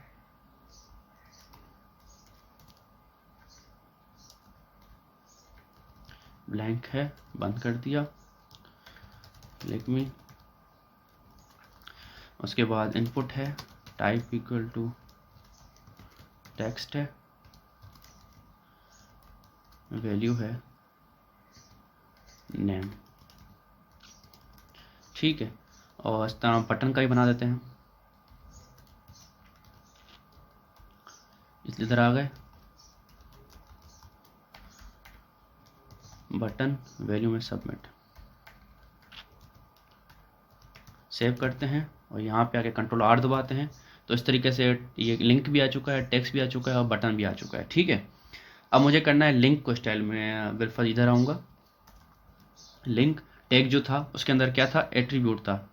मेरा कौन सा एट्रीब्यूट था, टारगेट का, टारगेट कर दिया, उसको यूँ कर दिया। कलर सेट करना है, इसका कलर मुझे सेट करना है बिलफर्ज कोई भी सेट करना है ब्राउन, तो ब्राउन कर दिया, सेमीकोलन दे दिया, सेव कर दिया, कंट्रोल दबाया, तो इसका कलर ब्राउन सेट हो गया एट्रीब्यूट के साथ, इस तरीके से, ठीक है। अब इनपुट 2 हैं, एक टेक्स्ट भी है, बटन भी है। तो मुझे क्या चाहिए, बटन पे करना है, तो मैं यहाँ पे लिखूँगा इनपुट, एट्रीब्यूट के अंदर लिखूँगा टाइप, जो है क्या है, बटन है। इसमें हम नहीं देते वो, तो ये आ गया, कर्ली ब्रैकेट ऑन किया, कर्ली ब्रैकेट किया। उसके अंदर में क्या करना है, इसका बटन का बैकग्राउंड कलर जो है इसका ब्लू करना है, सेव कर दिया, इसका कलर बैकग्राउंड ब्लू सेट हो गया। सिर्फ इसी का हुआ, इसका नहीं हुआ, क्योंकि हमने इसको असाइन कर दिया कि टाइप जो है बटन होनी चाहिए। तो इस तरीके से हम एट्रीब्यूट वैल्यू सेट करते हैं, सिर्फ एट्रीब्यूट इस तरह सेट करते हैं। तो एट्रीब्यूट को इस तरीके से हम सेलेक्ट करते हैं। तो एट्रीब्यूट सेलेक्टर हमें समझ आ गया। अब यहाँ तक हमें सेलेक्ट करना आ गया कि किस एलिमेंट को किस तरीके से सेलेक्ट करते हैं, सारी चीज़ें समझ आ गई। अब प्रॉपर्टी और वैल्यू कैसे सेट करते हैं, कैसे क्या लिखेंगे, उसको हम समझते हैं। यहाँ तक ये समझ आ गया कि भाई CSS क्या भला है, CSS क्यों पढ़ते हैं, कैसे लिंक करते हैं, कहाँ कहाँ लिख सकते हैं, और सिलेक्टर कैसे सेलेक्ट करते हैं। अब प्रॉपर्टी और वैल्यू कैसे असाइन करेंगे, तो उस पर स्टार्ट करते हैं। प्रॉपर्टी और वैल्यू समझते हैं। सबसे पहले समझते हैं कि बैकग्राउंड कलर कैसे सेट करते हैं किसी भी चीज़ का, चाहे पूरे पेज का, किसी भी एलिमेंट का। तो उसके लिए आसान है, बॉडी का करना है तो हम जो भी करना है, तो कुछ भी करना है, हमें सिर्फ लिखना होगा बैकग्राउंड माइनस कलर। तो इस तरीके से क्या हो जाएगा, बैकग्राउंड कलर सेट हो जाएगा। अब वैल्यू सेट करने के बहुत सारे तरीके हैं। एक तो RGB है, red green blue, red green blue की कॉम्बिनेशन से आप सेट कर सकते हो। या तो आप डायरेक्टली नाम लिख सकते हो, बैकग्राउंड माइनस कलर। 2 कलर की कंट्रीब्यूशन है, डार्क सियान, एक तो सियान वो भी डार्क। तो इस तरीके से आप बैकग्राउंड माइनस कलर करके इसका सेट कर सकते हो, एक RGB के जरिए, नाम के जरिए। दूसरा, आप बैकग्राउंड कलर सेट कर सकते हो हैशटैग के जरिए, 1 2 3 4 5 6 और हैशटैग लगाओगे तो उससे हैशटैग से आपका क्या हो जाएगा, हेक्साडेसिमल से आपका कलर सेट हो जाएगा। तो तीसरा तरीका ये है। चौथा तरीका है कि आप सिंपल नाम लिख दो एक ही में। तो इस तरीके से 4 तरीके हैं कलर बैकग्राउंड सेट करने का।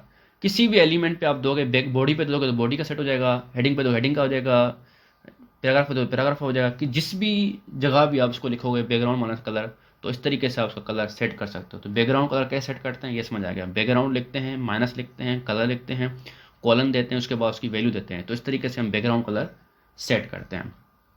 अब फॉन्ट कलर कैसे सेट करते हैं, वही तरीका है सेम। आपने क्या करना है, एलिमेंट सेलेक्ट करना है, उसके अंदर क्या लिखना है, फॉन्ट माइनस कलर या सिर्फ कलर। वो उसमें बैकग्राउंड कलर था, इसमें आप सिर्फ कलर लिखते हो, इसमें फॉन्ट माइनस कलर नहीं लिखते, सिर्फ कलर लिखते हैं। तो आप सिर्फ कलर लिखोगे तो वो by default font minus colour, जो फॉन्ट का कलर है वो सेट हो जाता है बाय डिफॉल्ट। तो बैकग्राउंड कलर में हम लिखते हैं बैकग्राउंड माइनस कलर, फॉन्ट में सिर्फ कलर लिखते हैं, ठीक है। तो कलर आपने लिखा, उसके बाद उसकी वैल्यू। उसी तरह आप इसको 3 तरीकों से 4 तरीकों से कर सकते हो। तो एक तरीका डायरेक्ट नाम लिख दो, या इस तरीके से आप जो है आप देना चाहो तो दे सकते हो। तो आपने करना क्या होता है, सिर्फ कलर लिखना होता है, कॉलम देना होता है, उसकी वैल्यू देनी होती है। इस तरीके से हम कलर सेट करते हैं। तो ये समझ आ गया, इसको प्रैक्टिस करते हैं, ठीक है। अब मैं इसको सबको हटा देता हूँ, ठीक है, खाली कर दिया पूरी CSS। इसको कंट्रोल R दबाता हूँ, ये देखें खाली हो गया, कुछ भी नहीं है, ठीक है। अब हम प्रॉपर्टी और वैल्यू सीखते हैं। सबसे पहले हमें बॉडी पे करना है, बॉडी सेलेक्ट करना हमें आ चुकी है, कर्ली ब्रैकेट ऑन किया। अब बैकग्राउंड कलर में सेट करना है, तो क्या करूँगा, बैकग्राउंड लिखूंगा माइनस कलर लिखूंगा और उसकी वैल्यू दूंगा कॉलन देके। क्या वैल्यू देनी है, बिल्कुल मुझे येलो, और कॉलन देना है, ठीक है। तो ये आ गया ये। अब मुझे येलो नहीं चाहिए, ब्राउन चाहिए, तो मैं इसको ब्राउन कर दूंगा इस तरीके से, ठीक है। तो इस तरीके से क्या होता है, कलर सेट होता है। अब मुझे क्या करना है, हेडिंग का कलर सेट करना है येलो। तो मैं इसको हेडिंग उठाऊंगा, कर्ली ब्रैकेट ऑन करूंगा, बंद करूंगा। यहाँ क्या लिखूंगा, फॉन्ट कलर सेट करना है, तो सिर्फ कलर लिखूंगा इस तरह COLOR। उसके बाद उसकी वैल्यू येलो देना है, येलो दे दिया मैंने, ये सेमीकोलन दे दिया। तो इस पर येलो सेट हो गया हेडिंग के ऊपर। तो इस तरीके से क्या होता है, प्रॉपर्टी और वैल्यू सेट होती है, जो हमने सीख लिया। बैकग्राउंड कलर कैसे सेट करते हैं और फॉन्ट कलर कैसे सेट करते हैं। अब बैकग्राउंड इमेज कैसे सेट करते हैं, पूरी इमेज कैसे सेट करते हैं किसी भी चीज़ के ऊपर। तो उसके लिए बैकग्राउंड माइनस इमेज लिखते हैं, कॉलन देते हैं, फिर ये URL आती है, यूनिवर्सल रिसोर्स लोकेटर, URL लिखते हैं। उसके बाद फिर जहाँ पे इमेज आपकी पड़ी हुई है पूरे पाथ के साथ यहाँ पे लिख देते हैं, फिर ये आपका सेमीकोलन। इस तरीके से आपकी इमेज उठ के आ जाती है, बैकग्राउंड पे सेट हो जाती है। अब इमेज आपकी छोटी है, या आपने फिर उसके पीछे आपने कलर दिखाना है, इमेज भी दिख जाए पीछे कलर भी दिख जाए, तो आपका ये कलर इस तरह का सेट करते हैं, बैकग्राउंड माइनस कलर, जो कि आपको अभी मैंने सिखाया था कि कलर इस तरह का सेट करते हैं बैकग्राउंड का। अब हाइट क्या रखनी है इमेज की, वो आप रख सकते हो इस तरह, बैकग्राउंड माइनस पोजीशन, ठीक है। कि बैकग्राउंड की पोजीशन क्या होनी चाहिए, मतलब जो आपकी इमेज आपने रखी है वो बीच में दिखनी चाहिए, किस जगह पे दिखनी चाहिए। तो इस तरीके से आप बैकग्राउंड माइनस पोजीशन उसकी सेंटर कर सकते हो। अब आप चाहते हो आप एक इमेज आपकी छोटी है, बार बार वो दिख रही होगी, आप चाहते हो बार बार ना देखे, सिर्फ एक ही बार देखे, तो उसको रिपीट नहीं करना, तो नो माइनस रिपीट कर देंगे। अब बैकग्राउंड का इमेज का साइज आपने अगर सेट करना है पूरी स्क्रीन के ऊपर, तो हम लिखेंगे बैकग्राउंड माइनस साइज कवर। तो इस तरीके से उसका साइज सेट हो जाता है, ठीक है। तो ये हो गया। तो हम इसको हाइट को हटाते हैं, हाइट की ज़रूरत नहीं है बैकग्राउंड इमेज सेट करने में, क्योंकि आपने यहाँ से सेट कर दिया, ठीक है। तो ये 4 चीज़ें थी जो आपकी हो गई, कि आपने सबसे पहले इमेज को इस तरीके से लाना है, कलर इस तरीके से सेट करना है बैकग्राउंड का, बैकग्राउंड की पोजीशन सेंटर रखनी है, रिपीट नहीं करना, और साइज कवर रखना है। तो अभी हम इसको करके देखते हैं, ठीक है। तो ये सॉरी, ये बंद तो नहीं हो जाएगा, बंद हो गया यार, ये देखा था बंद तो नहीं हो जाएगा। खैर, तो इधर आ जाते हैं हम। मैं अपनी दोबारा खोलता हूँ PPT जो मैंने खोली थी, और मैं आपको कहाँ तक समझा चुका हूँ। स्लाइडर सब हो गए हमारे, और हम अभी प्रॉपर्टी वैल्यू पे आए थे, ठीक है। प्रॉपर्टी वैल्यू के ऊपर हमारे बैकग्राउंड इसके ऊपर, ठीक है। मैं इसको खोलता हूँ यूँ। तो ये 4 एलिमेंट समझ आ गए, इसको हम क्या करते हैं अभी प्रैक्टिस करते हैं, ठीक है। तो आते हैं, सबसे पहले हम इमेज उठाते हैं, कोई ना कोई इमेज उठाते हैं। ये इमेज उठा ली हमने, तो हम कहाँ पे कर रहे हैं प्रैक्टिस, यहाँ पे प्रैक्टिस कर रहे हैं, ठीक है। तो ये एक बैकग्राउंड पिक्चर है जो कि हमें सेट करनी है। तो हम क्या करेंगे, स्टाइल वाली फाइल खोली हमने, यहाँ पे बॉडी के ऊपर सेट करना है। बॉडी के ऊपर आए, background minus PICTUR picture, colon दिया, URL लिखा, ये स्मॉल ब्रैकेट दी, इसके अंदर डबल कोट दिया, और नाम लिख देंगे जो भी इमेज का नाम है, बैकग्राउंड माइनस JPG। यहाँ पे सेमीकोलन दे दिया, यहाँ पे कंट्रोल R दबा दिया। तो यहाँ पे सेट नहीं हुई। सेट क्यों नहीं हुई, अब हमें देखनी है, क्योंकि ये PNG के फॉर्मेट में है और हमने JPG लिखा था। तो यहाँ पे हमने इसको PNG करना है, सेव करना है, कंट्रोल R दबाना है। तो इस तरह अभी भी सेट नहीं हुई। क्यों सेट नहीं हुई वो हमें देखनी है। ये बैकग्राउंड इमेज है जो कि PNG के फॉर्मेट में, बैकग्राउंड, इसका नाम दोबारा हम उठा लेते हैं, बैकग्राउंड। हमने कहीं नाम तो गलत नहीं लिखा, इधर आ गए, इसको हमने इसको सेव कर दिया, बैकग्राउंड माइनस पिक्चर, ठीक है। अब ये हम पिक्चर लिख रहे हैं, जो कि पिक्चर नहीं है, इमेज है, जो कि मैंने अभी आपको यहाँ दिखाया भी था। तो ये छोटी बहुत सी गलतियाँ हो जाती हैं, बैकग्राउंड माइनस इमेज है, ठीक है। तो अब हम करते हैं कंट्रोल आर, तो इस तरीके से बैकग्राउंड इमेज सेट हो गई, ठीक है। तो अब बैकग्राउंड इमेज क्या हो रही है, ये सेट हो गई, यहाँ पे आ गई। अब हमें क्या करना है, इसको साइज रखना है, तो हम बैकग्राउंड माइनस, ठीक है। अब यहाँ पे साइज कवर के ऊपर पूरे के ऊपर सेट हो जाएगी, साइज कवर रखेंगे, सेमीकोलन देंगे, तो इस तरीके से अब देखें ये पूरी इमेज यहाँ तक सेट हो गई, वरना पहले नहीं था, पहले यहाँ तक आ रही थी। मैं आपको दोबारा दिखाता हूँ, इसको हटाता हूँ, ये देखें बटरफ्लाई यहाँ तक आ रहा है, फिर यहाँ से रिपीट हो रही है, ये यहाँ से इमेज दोबारा रिपीट हो रही है, तो इस वजह से ये पूरी नहीं आई थी। तो जब हमने इसमें ये लिखा कवर, तो ये पूरे पेज के ऊपर सेट हो गई ऑटो, ठीक है। तो अब इसका बैकग्राउंड हमें क्या रखना है, बैकग्राउंड GROUND ग्राउंड क्या रखना है, पोजीशन POSITION पोजीशन क्या रखनी है, सेंटर, सेमीकोलन दे दिया। अब देखिए ये पूरी इमेज बीच सेंटर में सेट हो गई, बटरफ्लाई देखिए किससे, इमेज पूरी सेंटर में और कवर पे सेट हो गई, तो इस तरीके से। और हम चाहते हैं रिपीट ना हो, तो हम क्या लिखेंगे, बैकग्राउंड माइनस, ठीक है। और रिपीट करने के लिए हम क्या लिखते हैं, रिपीट, ठीक है।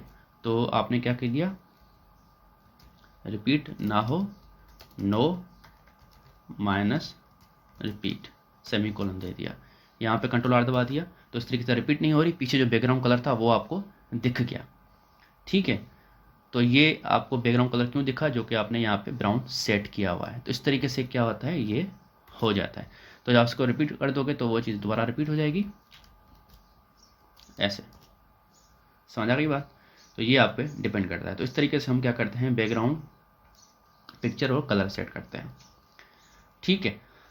अब टेक्स्ट को कैसे स्टाइल करते हैं, कि भाई उसके लिए हम क्या लिखते हैं, font minus family.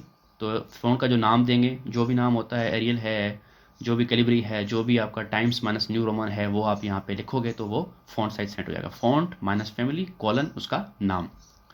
Font size set करना है तो फॉन्ट माइनस साइज, जो भी परसेंटेज में लिखना है तो परसेंटेज लिख सकते हो, पिक्सल में लिखना है PX लिख सकते हो आप। उसके बाद ट्रांसफॉर्म करना है, text minus transform, upper case लिखोगे या लोअर केस लिखोगे, वो आप करके यहाँ पे कर सकते हो। उस लेटर के बीच में आपस में स्पेसिंग कितनी होनी चाहिए, वो आप इस तरह टू EM लिख सकते हो। तो लेटर माइनस स्पेसिंग माइनस ये कॉलन, उसके बाद 0.2 EM, छोटा सा यूनिट होता है। उसके बाद लाइन माइनस हाइट, दो आपने ऊपर लाइन लिख दी, नीचे लाइन लिख दी, दो लाइनों के बीच में कितनी स्पेसिंग होनी चाहिए, तो वो लाइन माइनस हाइट, तो आप जो भी लिखना चाहो वैल्यू, उसके बाद EM दोगे तो उतनी यूनिट है स्पेसिंग, और ये यूनिट है। पिक्सल PX लिखते हैं, परसेंटेज लिखते हैं, वो इस तरह EM होता है। तो इस तरीके से आप लाइन हाइट कर सकते हो सेट। अब डेकोरेशन कर सकते हो, टेक्स्ट माइनस डेकोरेशन, अंडरलाइन लिखोगे तो अंडरलाइन हो जाएगी वो, नन लिखोगे तो NONE नॉन, नन पढ़ते हैं NONE नन, तो वो नहीं होगा कुछ भी स्टाइल। अंडरलाइन लिखोगे अंडरलाइन हो जाएगा, इस तरीके से। फॉन्ट माइनस वेट लिखोगे और उसके बाद बोल्ड कर दोगे तो वो मोटा हो जाएगा, बोल्ड हो जाएगा। इस तरह फॉन्ट माइनस स्टाइलिक करोगे तो स्टाइलिक इटैलिक हो जाएगा, तो टेढ़ा हो जाएगा थोड़ा सा। तो अलाइन करना है, कहाँ पे लिखना है, टेक्स्ट माइनस अलाइन लिखोगे, राइट करोगे तो वो राइट पे हो जाएगा। तो अब इसको हम प्रैक्टिस करके देखते हैं। अब बिलफर्ज ये हेडिंग है, ये वाली, ये इसको मैं बीच में दिखाना चाहता हूँ, बीच में। तो मैं इधर आऊँगा, ये हेडिंग है, इसके बीच में क्या है, टेक्स्ट माइनस अलाइन, सेंटर लिख दिया, सेमीकोलन दे दिया, तो देखें ये बीच में आ गया। राइट पे करूँगा तो राइट पे आ जाएगा, लेफ्ट पे करूँगा तो लेफ्ट पे आ जाएगा। तो इस तरीके से मैं इसको कर सकता हूँ, ठीक है। उसका फॉन्ट साइज करना है, फॉन्ट माइनस साइज, अब मुझे रखना है बिल्कुल इसका 80px, सेव कर दिया। अब देखें इसका साइज़ कितना बढ़ जाएगा। तो इस तरीके से इसका फॉन्ट साइज सेट होता है, फॉन्ट माइनस साइज करके, ठीक है। उसके बाद क्या है, टेक्स्ट माइनस डेकोरेशन था, डेकोरेशन, और उसके बाद क्या लिख दिया हमने, अंडर लाइन, सेमीकोलन दे दिया। तो देखें इन दोनों के बीच, इनके ऊपर लाइन आ गई। तो इस तरीके से इसको डेकोरेट करते हैं। इस तरीके से मैंने आपको सारी चीज़ें दिखा दी जो कि हम CSS टेक्स्ट के ऊपर स्टाइल कर सकते हैं, ठीक है। फॉन्ट माइनस फैमिली ऐसे सेट करेंगे, फॉन्ट से ऐसे सेट करेंगे, ट्रांसफॉर्म ऐसे करेंगे, अपर केस करना हो, स्पेसिंग सेट करेंगे, लाइन के बीच में स्पेसिंग ऐसे सेट करेंगे, डेकोरेशन ऐसे करेंगे, फॉन्ट बोर्ड ऐसे करेंगे, स्टाइलिंग ऐसे करेंगे, और अलाइन ऐसे करेंगे। इस तरीके से टेक्स्ट की स्टाइलिंग होती है। ये समझ आ गया, प्रैक्टिस भी हमने कर लिया थोड़ा बहुत। तो अब लिंक को कैसे स्टाइल करते हैं, बिफॉर ये आपका लिंक को लिखना है, नॉर्मल लिंक है तो हम ए लिंक का जो होता है, जाहिर सी बात है ए टैग होता है, ए लिखेंगे कॉलन, नॉर्मल लिंक का उसका कलर ये रखेंगे जो भी रखना है हमें, और विजिटेड उस पर डबल क्लिक कर देता है और दूसरा पेज खुल जाता है तो उसका कलर हम विजिटेड करके सेट कर सकते हैं। और होवर के उसके ऊपर कोई आता है और होवरिंग करता है तो उसका कलर क्या दिखाना है, और उसके ऊपर एक्टिव आपने उसने उसी पेज को खोला हुआ है तो वो उसका कलर एक्टिव करके हम सेट कर सकते हैं। इसको देख सकते हैं प्रैक्टिस करके, हम प्रैक्टिस करते हैं इसकी। मेरे पास ये लिंक है, ये वाली क्लिक मी, ठीक है। तो मैं इधर आता हूँ, यहाँ लिखा लिंक, कॉल ए दिया, कॉलन दिया, लिंक लिखा, यहाँ पे इसका कलर हमने सेट कर दिया बिल फर्स्ट वाइट, ठीक है। तो ये ए है, ठीक है। कहाँ पे आ गया, हम कहाँ पे थे, लिंक पे थे, ए कॉलन लिंक, ए कॉलन लिंक, कलर हमने वाइट कर दिया, ए कॉलन लिंक, ये ब्लू हो रहा है शो, फिर हम इसको ये हटा देते हैं लिंक, अब करके देखते हैं, अब सेट हो गया। तो आप लिंक करके अगर काम ना कर रहा हो तो आप डायरेक्टली इस तरह कर सकते हैं उसकी स्टाइलिंग, ठीक है। अब हम करते हैं होवरिंग, देखें इसके ऊपर मैं आता हूँ तो कोई कलर सेट दिख नहीं रहा, तो इसकी अगर होवरिंग करनी है तो ए लिखा, फिर कॉलन दिया, फिर होवर लिखा, फिर इस तरह मैंने ऑन किया, यहाँ पे कलर कर दिया रेड, बंद कर दिया, रीलोड किया। अब देखें इसके ऊपर होवरिंग कर रहा हूँ तो रेड आ रहा है, ठीक है। अब मैं इस पर क्लिक कर देता हूँ, बिल्कुल मैंने क्लिक कर दिया। अब मैं इधर आता हूँ तो इस पर देखें वही कलर सेट हुआ है। तो क्लिक करने के बाद अगर हम करते हैं तो हम ए विजिटेड कलर येलो सेट कर दिया, सेव कर दिया, यहाँ पे आर दबा दिया, ठीक है। अब क्या ये क्लिक हो चुका है ऑलरेडी, ब्राउजर को पता है, इस वजह से इसका कलर क्या दिखा रहा है, येलो दिखा रहा है। तो ये होता है विजिटेड कलर सेट करना, कि एक बार आपने क्लिक कर दिया तो उसका कलर क्या रहेगा।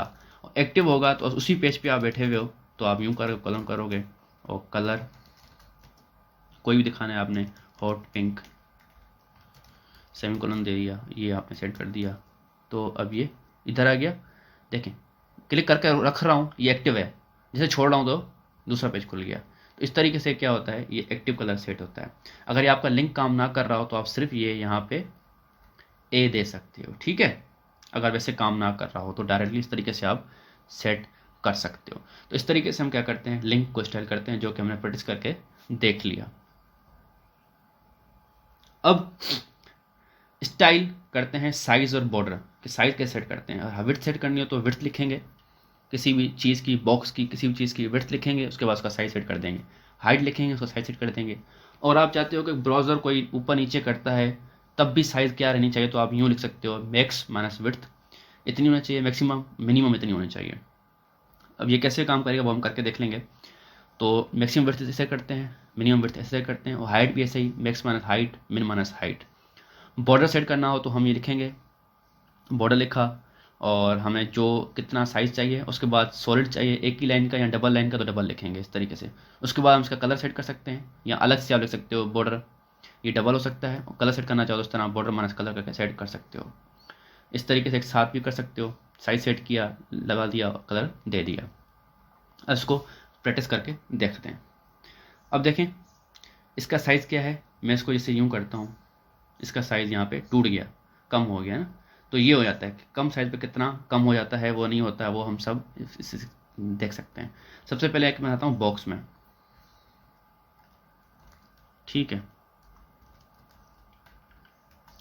डिवीजन का बॉक्स बना दिया मैंने, डिवीजन के बॉक्स को बंद कर दिया मैंने। हेडिंग में इसके अंदर लिख लेता हूँ, इससे फ़र्क नहीं पड़ता, आपको सेम चीज़ दिख रही होगी, देखें कुछ नहीं फ़र्क नहीं पड़ता। लेकिन अब मैं इसकी स्टाइलिंग करता हूँ डिवीजन बॉक्स की, ठीक है। इधर आता हूँ,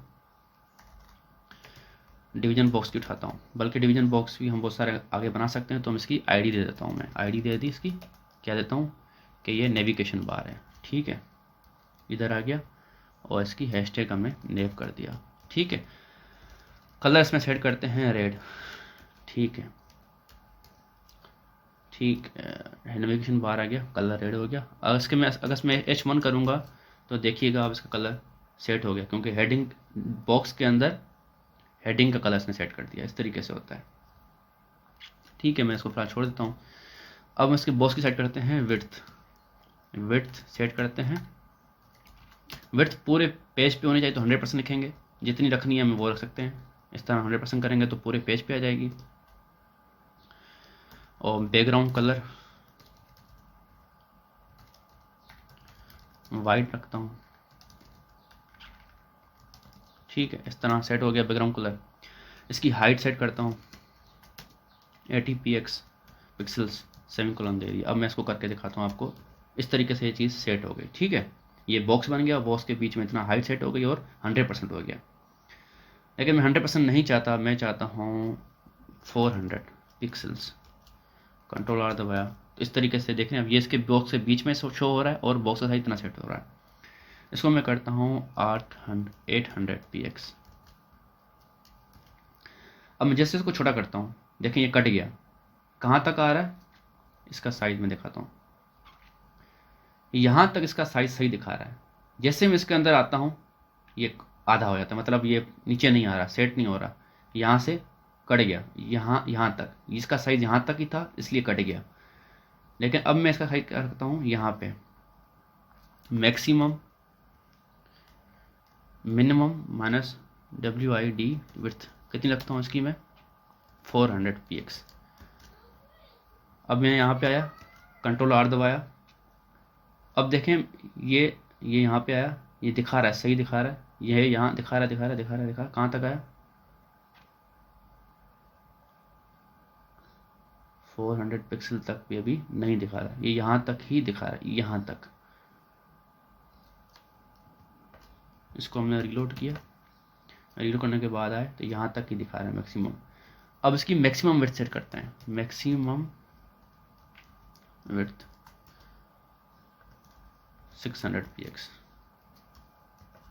अब देखें यहाँ तक सेट हो गया।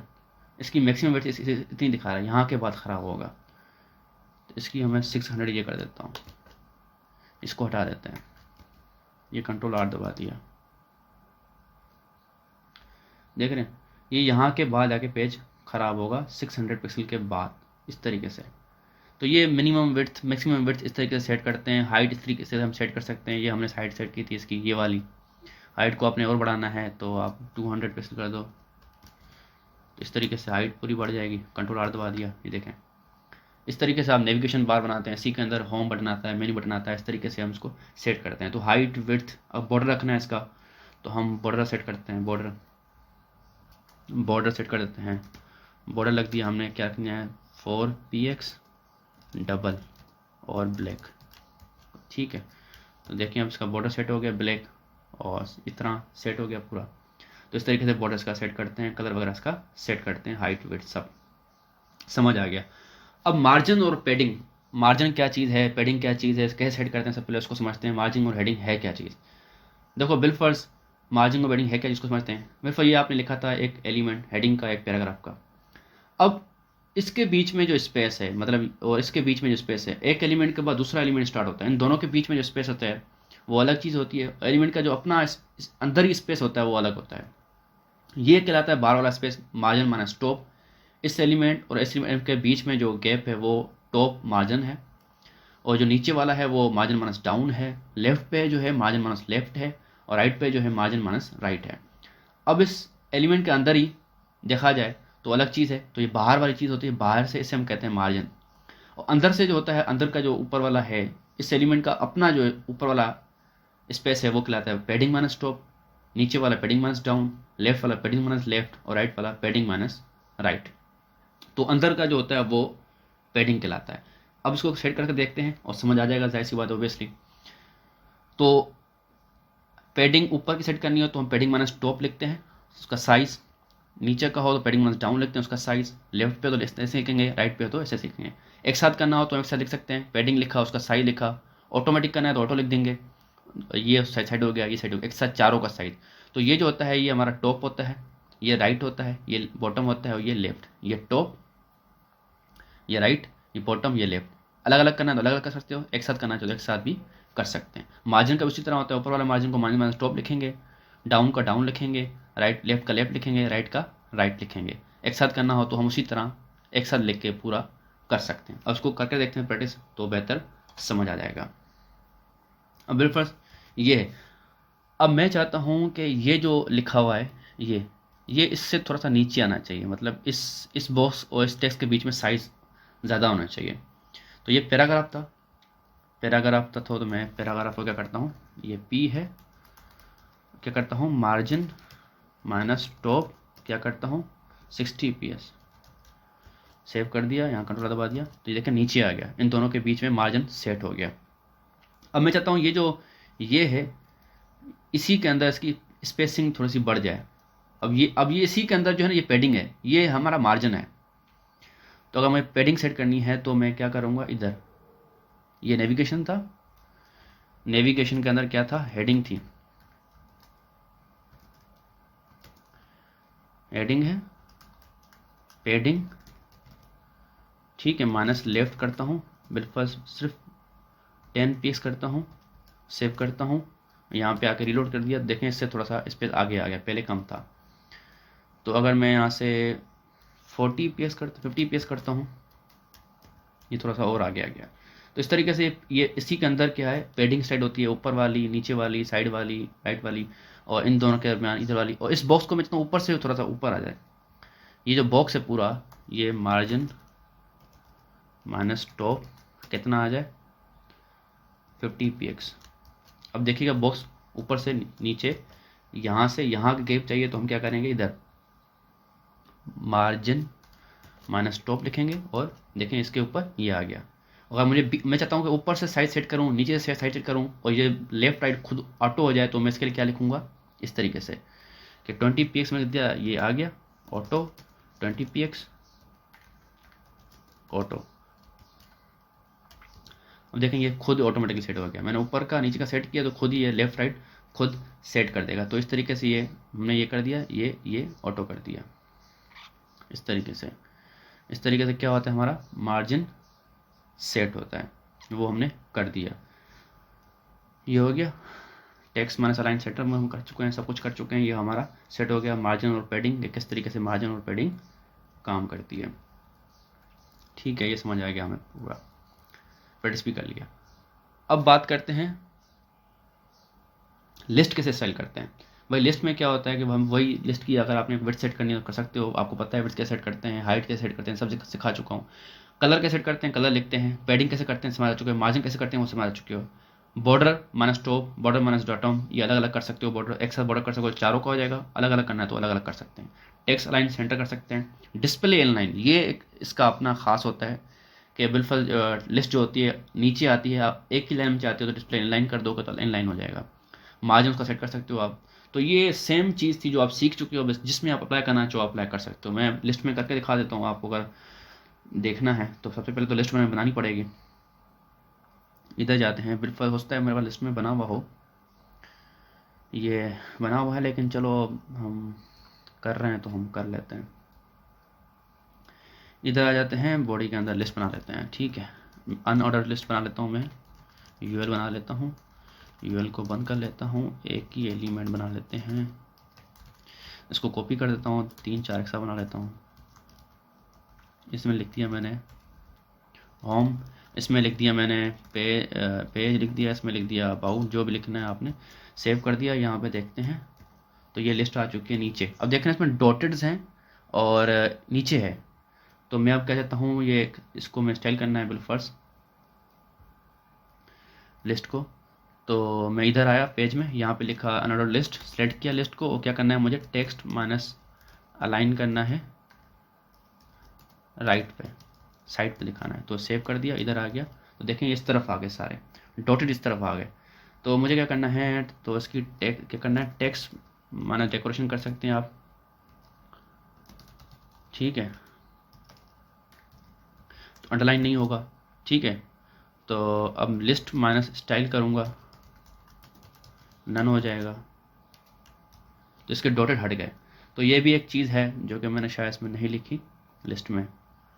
तो लिस्ट माइनस स्टाइल आप करोगे तो इसके जो स्टाइलिंग है वो हट जाएगी, ठीक है। तो ये चीज़ हो गई, डॉटेड हट गए। अब मैं चाहता हूँ एक ही लाइन में हो, तो मैं क्या करूँगा, इधर आऊँगा, लिस्ट के क्या हो जाए एक ही लाइन में होनी चाहिए, तो मैंने कर दिया डिस्प्ले इन लाइन, सेव कर दिया, इधर आ गया। तो देखें एक ही लाइन में सब आ गए। फ़ॉन्ट साइज बढ़ाना है आपने तो फ़ॉन्ट साइज आप बढ़ा सकते हो। फ़ॉन्ट माइनस साइज़ आपने रखना है 40 px रखना है, कलर आपने वाइट रखना है। तो इस तरीके से आप इसका साइज़ फ़ॉन्ट सेट कर सकते हो। इस तरीके से सेट हो गए। अब इन दोनों के आपस में इनका क्या करना है, डिस्टेंस रखना है। तो आप यहाँ पे लिख सकते हो मार्जिन 10 px लिखोगे तो ये सेट हो गया, आपस में डिस्टेंस वगैरह सब सेट हो गया। इस तरीके से हम क्या करते हैं, लिस्ट को स्टाइल करते हैं। ये समझ आ गया कि लिस्ट को किस तरीके से हम स्टाइल करते हैं। प्रैक्टिस भी कर लिया। अब टेबल को किस तरह सेट करते हैं, वही सारी चीज़ें। बॉर्डर सेट करना है तो आप इस तरीके सेट कर सकते हो, कलर इस तरह सेट करते हो, कलर वगैरह, विड्थ, हाइट, जो हम सीख चुके हैं, बस वही चीज़ें आपने टेबल में अप्लाई करनी है। तो टेबल में अप्लाई करके दिखा देता हूँ मैं आपको। टेबल बनानी पड़ेगी, चलो बना लेते हैं। थोड़ा ऊपर करके बनाते हैं, नीचे हम जाना पड़ रहा है काफ़ी, तो इधर बनाते हैं टेबल। ठीक है, टेबल बना ली। टेबल को हमने बंद कर दिया, टेबल रो आ गई, टेबल रो क्लोज कर दिया। 2 रो बनानी है तो हम 2 रो पे आ गए। अब रो के अंदर हमें क्या करना है, एलिमेंट्स बनाने हैं। टी आ गया, टी बंद कर दिया। इसको 2-3 जगह बना लेते हैं। इसी तरह इधर भी कर लेते हैं। ठीक है, इधर हमने कर दिया, इधर कर दिया हमने होम गोम जो भी लिख लो। ठीक है,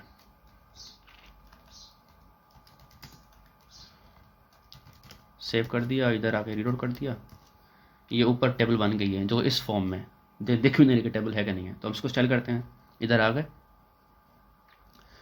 ऊपर ही करते हैं, टॉप पे काफ़ी नीचे आ चुके हैं। तो हम इधर आते हैं, टेबल को हमने सेलेक्ट कर दिया।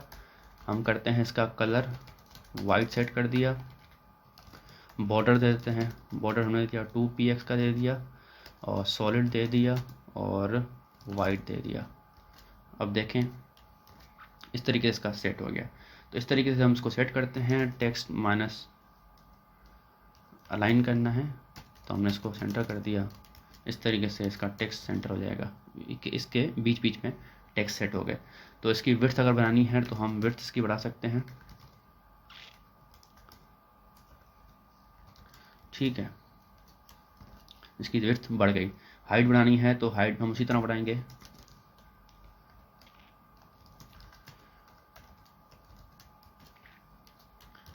देखें हाइट बढ़ गई। तो इस तरीके से क्या होता है, हम टेबल को स्टाइल करते हैं। ये समझ आ गया। अब फॉर्म को कैसे करते हैं, वही सेम चीज़ है। बॉर्डर आपने सेट करना है, बॉर्डर मैंने कलर सेट करना है, बॉर्डर बैकग्राउंड कलर सेट करना है, कलर सेट करना है, विड्थ है, हाइट है, और टेक्स्ट लाइन है, सेंटर है, वही सेम चीज़ें हैं। 1 मिनट, मैंने यहाँ पे WIDTH लिखना था। ठीक है, तो फॉर्म को ही वैसे स्टाइल करते हैं। तो मैं फॉर्म को करके दिखा देता हूँ। बिलफर्ज ये एक फॉर्म है हमारा। कौन सा ये फॉर्म है, मैंने फॉर्म बनाना पड़ेगा, फॉर्म का लिखना पड़ेगा काफ़ी। तो हम इधर प्रैक्टिस कर रहे हैं, कहाँ प्रैक्टिस कर रहे हैं, हम इधर प्रैक्टिस कर रहे हैं। ये एक फॉर्म है। ठीक है, इस फॉर्म में आते हैं हम। इस फॉर्म को हम खोलते हैं नोटपैड में। फॉर्म को हम खोलते हैं नोटपैड में। आपको ये मैं यहाँ से कॉपी करके पेस्ट करता हूँ, वरना मुझे दोबारा बहुत लिखना पड़ेगा, तो इसमें CSS का टाइम ज़ाया हो जाएगा हमारा। तो हम इसको फॉर्म को यहाँ पे सेव कर देते हैं। अब मैं यहाँ पे रीलोड करता हूँ, इसको छोड़ दो, ये तो ख़त्म कर देता हूँ। रीलोड कर दिया, ये देखें फॉर्म आ गया। जो हम जिस पे हम काम कर रहे थे उसी पेज पे ये फॉर्म आ चुका है पूरा। अब मुझे फॉर्म को सेट करना है, तो मैं उधर सेम स्टाइल कोड पे जाऊँगा। इसको बंद करते हैं, इधर आ गया।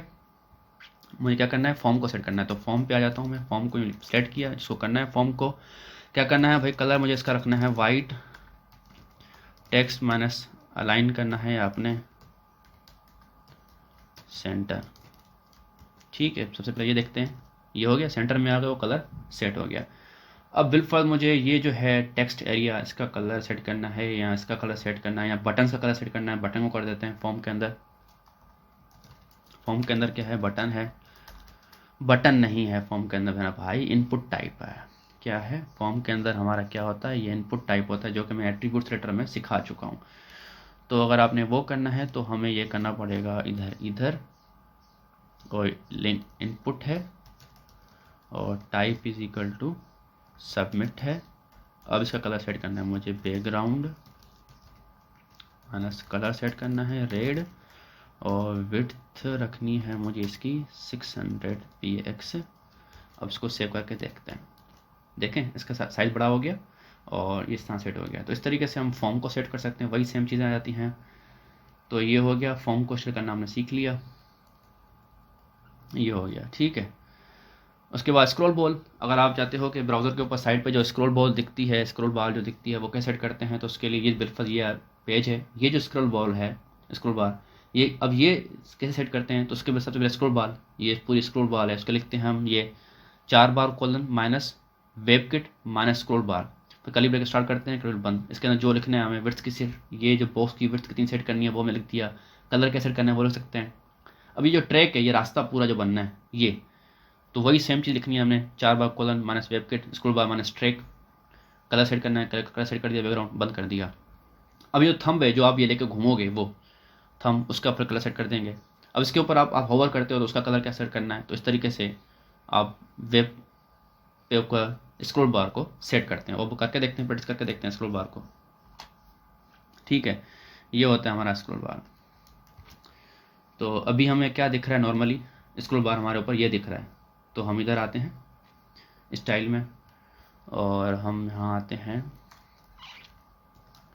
ये स्टाइल सेट किया। क्या करना है, स्क्रॉल बार को हमें विड्थ करनी है इसकी 200 px रखनी है। देखते हैं क्या होता है, देखें इसकी विड्थ जो है कितनी बड़ी सेट हो गई, ठीक है।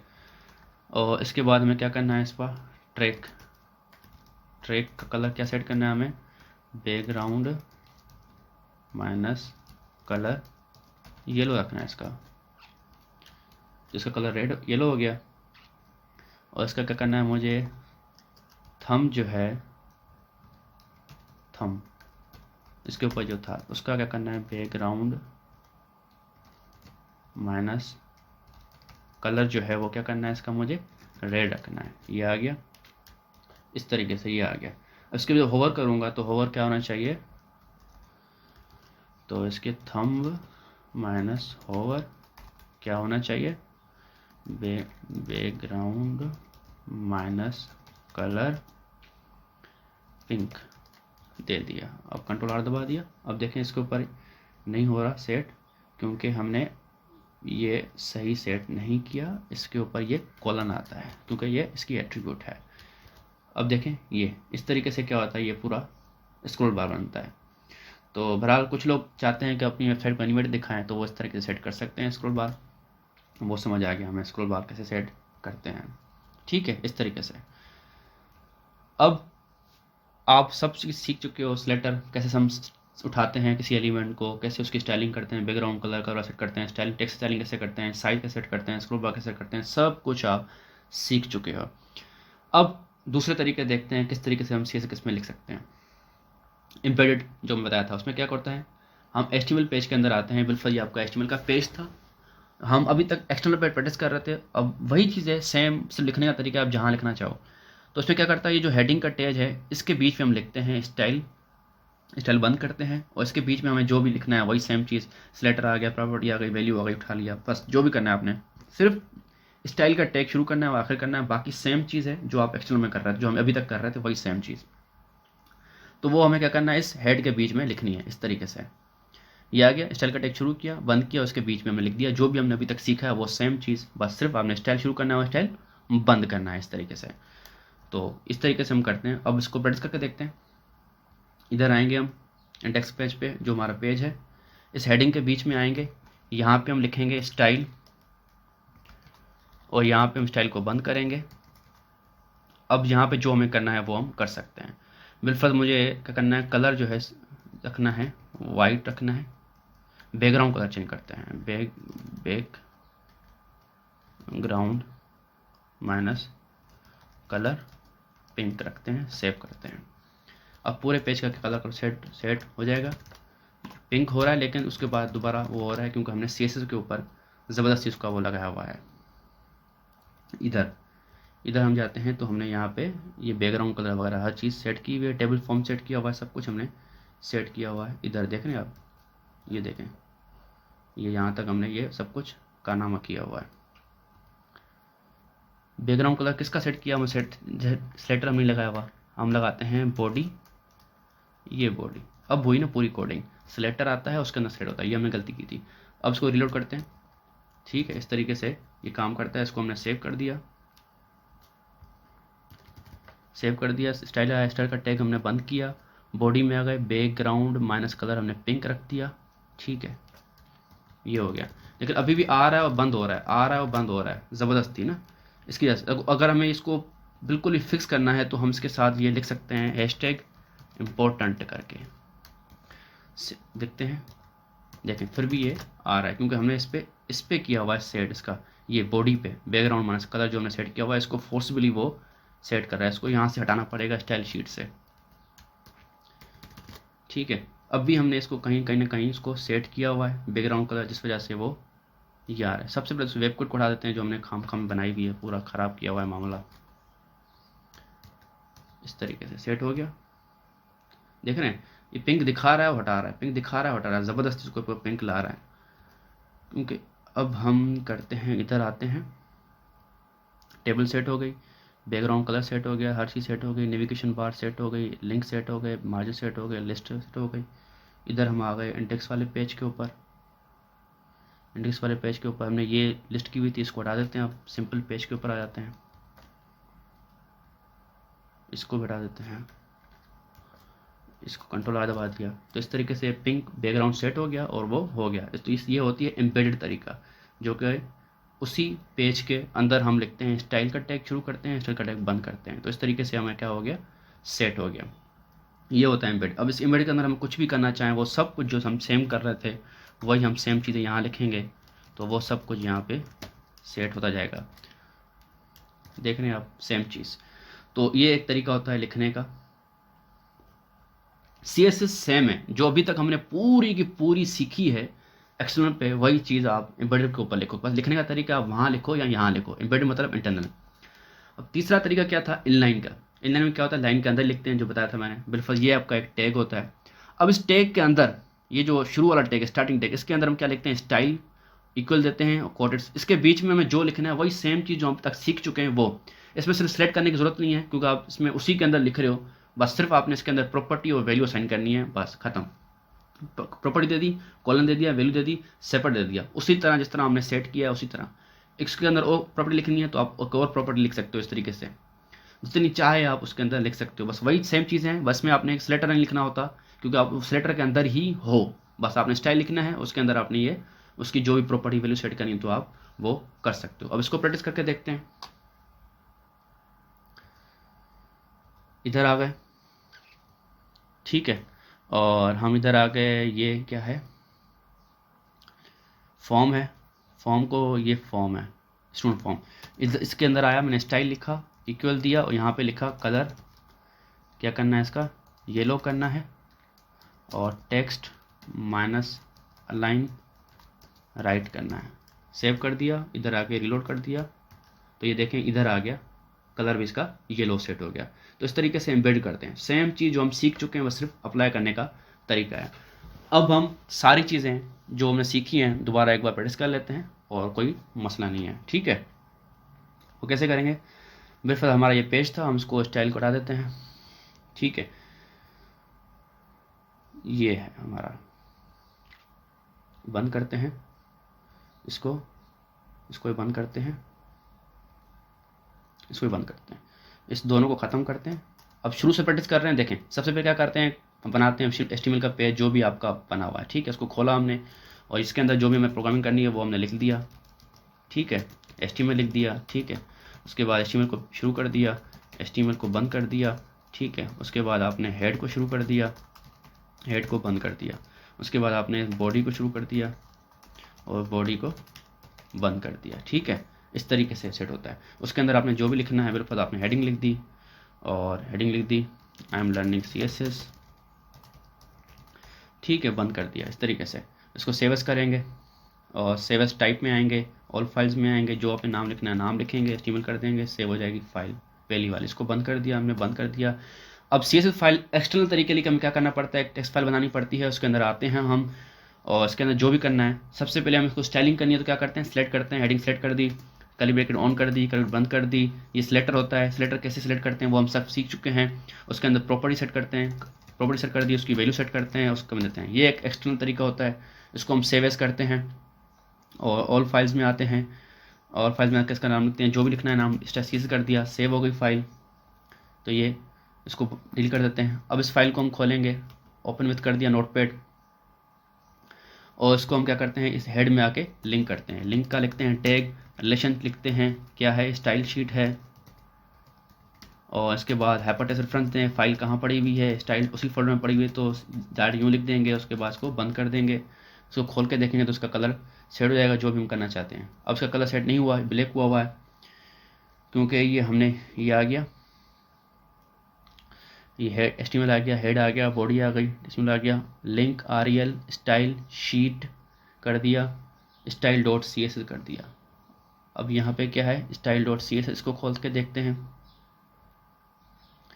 यहाँ वैल्यू क्या दी हमने, देनी है ब्लैक, रेड देनी है, तो रेड दे देंगे तो रेड सेट हो जाएगा। तो इस तरीके से हम क्या करते हैं, एक्सटर्नल शीट पे काम करते हैं। और एम्बेडेड पे कैसे काम करना होता है, एम्बेडेड के अंदर, इसी के अंदर हम क्या करते हैं, यहाँ पे स्टाइल का टैग शुरू करते हैं, स्टाइल का टैग बंद करते हैं, और इसी के अंदर जो हमें करना होता है वो हम करते हैं। ठीक है, इस तरीके से ये एक एम्बेडेड का तरीका काम करता है। दूसरा क्या था, इनलाइन का, इनलाइन के अंदर, लाइन के अंदर ही हम लिखते हैं, इधर स्टाइल लिखते हैं, इक्वल देते हैं, जो भी करना है वो हम करते हैं, और उसको रिलोड करते हैं। तो इस तरीके से क्या होता है, कहाँ आ गया, इधर, इसको हम कर दिया सेव कर देंगे, और इधर आएंगे। ठीक है, कहाँ आ गए हम, इधर हेडिंग के अंदर आए, स्टाइल लिखेंगे, STYLE लिखेंगे, और यहाँ पे रिलोड कर देंगे तो इसका कलर ब्लैक सेट हो गया। तो इस तरीके से 3 तरीके होते हैं जो कि आपने देख लिए। उसके बाद मैंने आपको पूरा का पूरा दिखा दिया है कि CSS लेटर्स कैसे कौन सेलेक्ट करेंगे, प्रॉपर्टी कैसे सेट करेंगे, वैल्यू कैसे सेट करेंगे, और 3 तरीक़ों से कैसे लिखेंगे। तो आप हर चीज़ मेरे भाई अभी सीख चुके हो। एक पूरा कंप्लीट जो CSS कोर्स था मैंने आपके इसी एक वीडियो में कवर करवा दिया। तो अगर कोई सवाल जवाब है तो आप मुझसे इंस्टाग्राम पे पूछ सकते हो, अली हसन सुमरो __ है, ये ID है मेरे इंस्टाग्राम की, यहाँ पे आप पूछ सकते हो। और अगर मेरे भाई ये वीडियो पसंद आया तो लाइक कमेंट ज़रूर करना, क्योंकि इतना बड़ा वीडियो बनाया है आपके भाई ने आपके लिए, तो इतना तो आपका हक बनता है, कम से कम लाइक और कमेंट कर दो। और जिन दोस्तों को वेब डेवलपमेंट सीखनी है उनके साथ ज़रूर शेयर करो। Thank you, and yes, don't forget to subscribe.